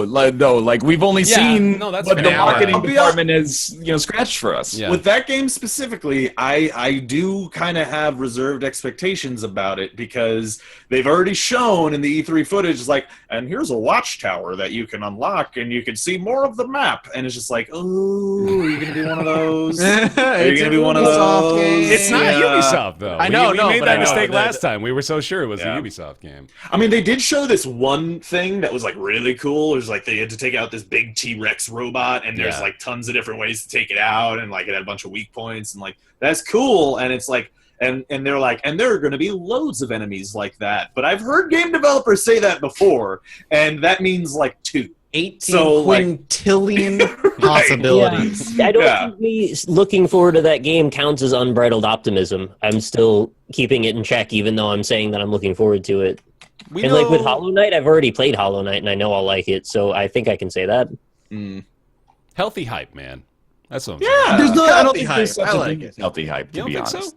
Here's I'm rebelling against the idea because I'm like now people are in chat are like he's cynical, and before people are like he's a corporate shit. You were the only one that was on the other side of the fence half an hour ago. Yeah. What it is just inverted polarity. Yeah. Like I'm not saying this self-righteously, like this is the way you should be. But I don't really get hyped about things in advance, and then when they come out, I don't have like a built-up idea in my head. So, I mean, for For Honor, I was like, it's gonna be like kind of a mindless hack and slash. And when I played it, I was like, it's got like a deep-ish fighting mechanic, at least in the 1v1s, that's really cool. So I'm like, there's no expectation versus reality dissonance. Well, I mean, you had an expectation though. You saw it and you were like, oh, That's true, yeah. I can kind of formulate in my head what I think this is going to be, and I think But I didn't think it was going to be good or bad. I was just like, this is what it's going to be. And then when I played it, I was like, this is a cool thing. Okay, yeah, I see. I think I go as far as the concept, and I go, is this an interesting concept? And it's okay, yes, then it is, or no. The only reason I take issue with it is I do think that sometimes we fall into a cycle of like this thing's coming out, marketing looks good, and then we play it and we're like, oh, it's not as good as the marketing would have you believe. And it just like it's a pattern that gets repeated oftentimes. Maybe it gets repeated because the marketing is misleading, but I think we can also like, we can snip it before it comes out. Okay. Obviously saying like, no, nobody should ever be excited for anything is a little absurd, but it's absurdity I'm making to hopefully support a point, if not necessarily prove it. Yeah. I've tried that angle where you shit on everything equally, and then people just get mad at you. But you can't do that either. Yes, you can. Fuck with people. Let's do it anyway. But we are shitting on everything on the show. Yeah. No way, you guys mostly like we aren't though. We're because, optimistic No. about things that don't exist, and then No, things that exist. I What did we disagree with even you hit on in completely. this episode? We took For Honor and said these are the really good parts and these are the really bad parts. Like we can look at For Honor and say like objectively the mechanics, the gameplay loop is great, but they feel like they shoved these things into it. You can be both. Yeah. Honestly, in that same regard, for me, For Honor, like it's like here's like the one part of the game is just fantastic, like 10 out of 10, really awesome, and I wasn't expecting it, so it gets extra points. And then the other half is like mediocre to subpar. Like Here's what I think it's kind of like, it's like a long distance relationship or like an online dating thing or something. Where right now you're looking at the profile for like, Cat Lover 69. You're like, wow, from those 3 photos, like she's perfect. And then when you actually meet her, you're like, oh, her elbows are too sharp, and she's got a freckle in a weird place, and like, I think we Kinda do. judgmental. I think we're letting. But I think that's kind of Goddamn like, pointy elbows. I think it's easier, and this is not to say that criticism is invalid, but it's easier when something exists in front of you to be like, here's all the bad things about it. And then when it doesn't exist and all you're seeing is marketing, you're being like, oh, you're supporting it because the marketing looks cool, but it's very easy to make the marketing look cool. Yeah. I hear you, man. I see what you're saying. I don't disagree with that, yeah. Yeah. When we're getting into, like, when we break down a game like For Honor and some of us start talking about the negatives and others start talking about the positives, does it come across to the audience that I sometimes let your opinions of positive things act by proxy toward me? I don't understand You're the question. definitely going to have to Yeah, rephrase yeah, that. We're forming one cohesive collective opinion amongst the group of us, or are people seeing that each of us individually only are represented by the things we physically say? Mm. Am I the negative one that just hates For Honor because I didn't say a lot of positive things, or do you... No, I which way think do we you were all think? pretty critical of it. Like we were all. can be critical of it. Are you asking like just in a general sense? Does the podcast convey either a collective or an individual group of opinions? Yes, I'm asking, sort of just speculating on both sides of that, and then what does the audience actually We're say? getting real fucking meta today, man. This is weird. Because I don't want to come across that I'm strictly negative, although I tend to say the negative things. It doesn't mean that I only think them. Yeah, no, I hear you. Like, I think I don't. Except I for don't, Zelda. Fuck Zelda. Right. Am I having a stroke? I don't think that. All right, that's what the audience thinks. I'm having a stroke. I don't think there's an answer to that. Honestly, I'm pretty sure that people are just going to get what they get out of it, and they'll see. People are going to hear you say things, and there's going to be people that be like, Nick fucking hates everything, or there's going to be people that hear the criticism. So I don't know. I think I guess I just don't want that to be the prevailing sentiment. I don't only think negative things about even games I don't like.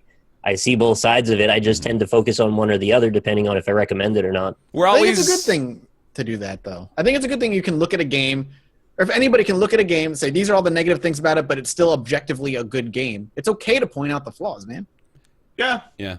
I think that we are always trying to establish a really fine balance between not just gushing about things and being able to openly discuss criticism and, be negative generally.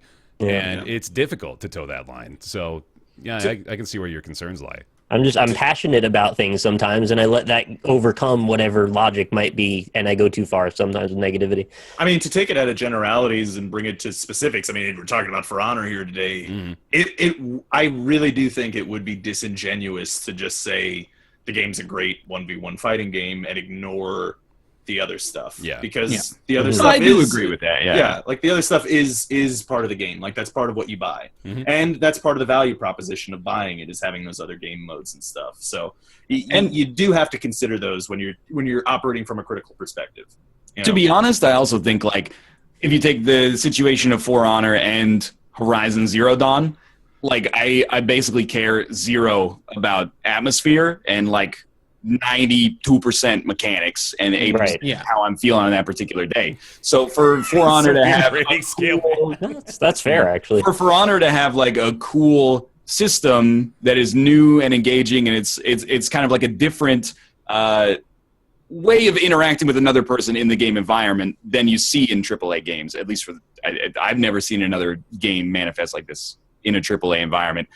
That matters more to me than this game has robot dinosaurs. But that might be myself, or I might be in the minority, or maybe I'm in the majority, but not everybody's in the majority. That's totally valid. Like, I'm the opposite. I think I put an overly large amount of emphasis on atmosphere over sometimes mechanics, to the extent that I sometimes enjoy games with almost no mechanics.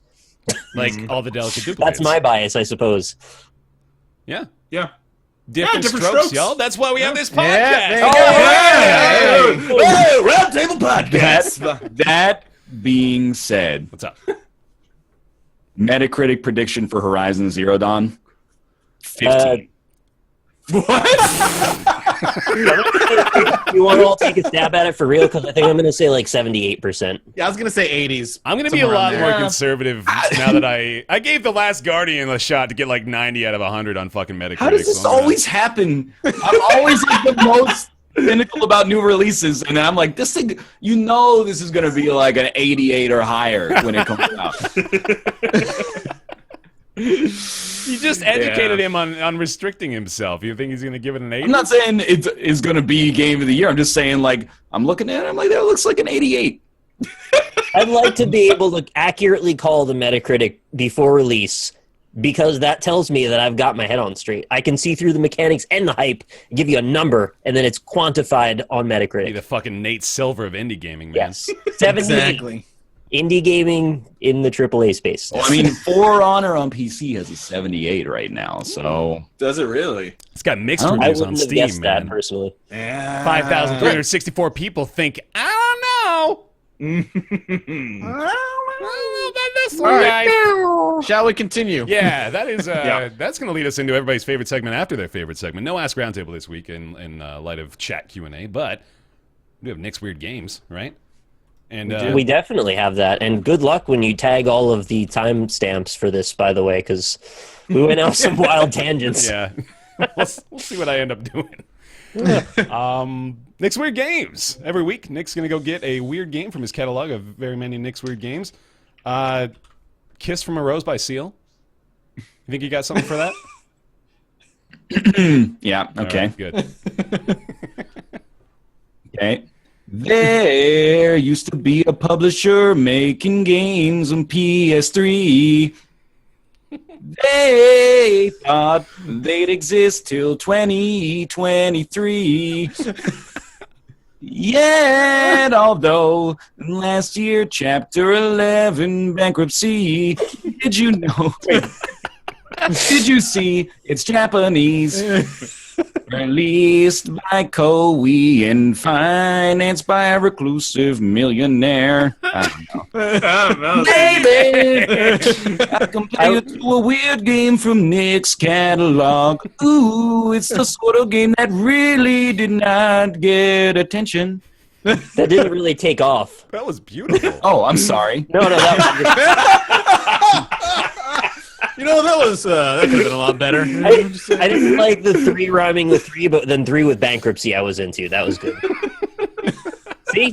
Even, fair and balanced. Song critic, 6 out of 10. 6.5. All right, man. All right, so today's game is again on the PS2. Okay. But it was actually released on, like, everything at some point. Okay. Like, pretty much everything. It's going to be on a Scorpio? It's on Windows. It's on whatever Yahoo Mobile is. Don't make Scorpio jokes on my podcast, Rob. Get the fuck out of here. Have you ever heard of EasyWeb? Nope. No. Sounds like It's porn. on that. It's on Steam, so that's another thing. It is a shmup, which will help you eliminate a good degree of things already. It was released in, God, there's so many release dates. 2005 and 2007 in North America. It originally released in 2005. So it's a revival of a classic series. Gradius. Galaga? It was developed by a Japanese company named Moss, Oh. with some assistance and licensed by Cebu Kaihatsu, Oh, I love Cebu Kaihatsu. who produced the originals of this series. It's the R-Type reboot. No, it was published There's not that many shmups. Was it, published by Taito. I have a feeling there's a lot more than we think there are. Yeah, there there are. probably are, actually. You're right. Raiden was one. Was it a Ninja Gaiden?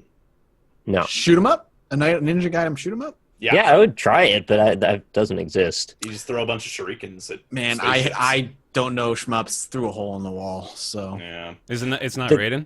You play... Oh, I didn't hear you say that. You play as the Fighting Thunder ME2. Yeah, that must be. Wait, what?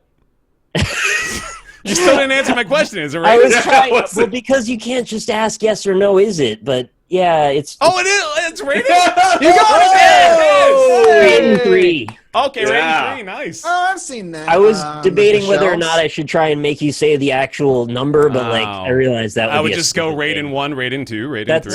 that's why I just decided I'm just giving it to you. Because, like, yeah, I heard you say it, but I was like, well, do I say it or do I not? Oh, Anyway, well, all this is what right. it is. Raiden 3, Raiden's back in full 3D glory, blast your way through hordes of enemy spacecraft. I mean, you know how. Galaga, Gradius, and Raiden. I mean, that was... if it wasn't one of those three, that was all I had, so... Oh, there's a lot more than that. I'm but sure, these are the yeah. three anybody's heard of. Shit. You had one more on that list than I knew. There was what was the actually? There was a color shifting one that was really cool recently. A shmup. Ikaruga. That was an old Ikaruga, one, though. Yeah. That was from, like, 2005 or 4. Oh, they remade that, huh? Man. Well, it's Oh. the same one. They just ported it to things. Right. Cool. I guess in chat I'll give it to the person who said Raiden something something, since I took that, essentially. There you go. So QBD Theory, congrats. Nailed it. Sweet. Oh Raiden. man. He's also the Thunder God. Oh, no. True. He's also in Mortal Kombat. Yep. Yep. Yep. Good show. Good show. Good show. Hey. Hey, everybody, thanks for watching this episode of Roundtable Live. We appreciate it. Thank you very much for your continued support. It is awesome. We've been doing this for just way longer Decades. than I ever Fucking- expected. So it's pretty cool that we get to keep doing it. So thank you very much for supporting it. You can follow the show here on Twitch. It's twitch.tv/Roundtable Podcast. We're live every Friday at 3 p.m. Pacific, 6 p.m. Eastern Time. You can watch the VOD immediately after it goes live, or about like an hour later on my channel, youtube.com/BaerTaffy. You can also catch the VOD on Mathis Games and Rockley Smile. You can also go to the show discussion subreddit, roundtablepodcast.reddit.com. You can go to our Twitter at RoundtablePC to be notified when the show goes live over there. And you can support us on Patreon. We want to thank those Patreon supporters over there on patreon.com/roundtable, which include Julian Avelsgaard, Jonathan Graham, Scotty119, Joseph Boss, Penn Gillette, Michael Bush Larson, Talks to Wall, TJ Majesty, Chaos, Make Sweet Love to the Police Theorist. don't know if he's like trying to push my boundaries there. Colby Klein, Greenlight, Oren Saltzman, Christopher Flagg, Eric Schooley, Brizzlebrit, Positron, Myth Scarab, Mediocrities, Justin, Samurfet, and Logan Ray. Thank you all. Thank you. Thank you. Thank you. Really appreciate that. And thank you, Rob, for being on. Where can they find you, man? I am AlpacaPatrol everywhere, Twitch, Twitter, and YouTube. Yeah, like I was saying, despite how critical I was, I've been playing a lot of For Honor. So if you come by twitch.tv/AlpacaPatrol, you can even see my most recent highlight, which is me taking on 3 motherfuckers in a 4v4 deathmatch and killing them all. Which was damn. So, yeah, it's a good time. That's pretty impressive. So That's rare. Twitch.tv/AlpacaPatrol is a good time. Stream pretty much every day. Mm-hmm. Here's a shower thought for you. What's up? Okay. You ever realize that the term motherfucker Mm-hmm. is just a name you can use for dads you don't like? Yeah. Well, I mean, you could use it for dads you do like, because it's still technically descriptive. Yeah, right? but he means it in the pejorative sense. Yeah. Exactly. Yeah, all right. as a slur. Thank If you all you for will. watching this episode of Roundtable Live. We'll see you next week. Bye. Bye, everybody. Okay, see you later. See ya.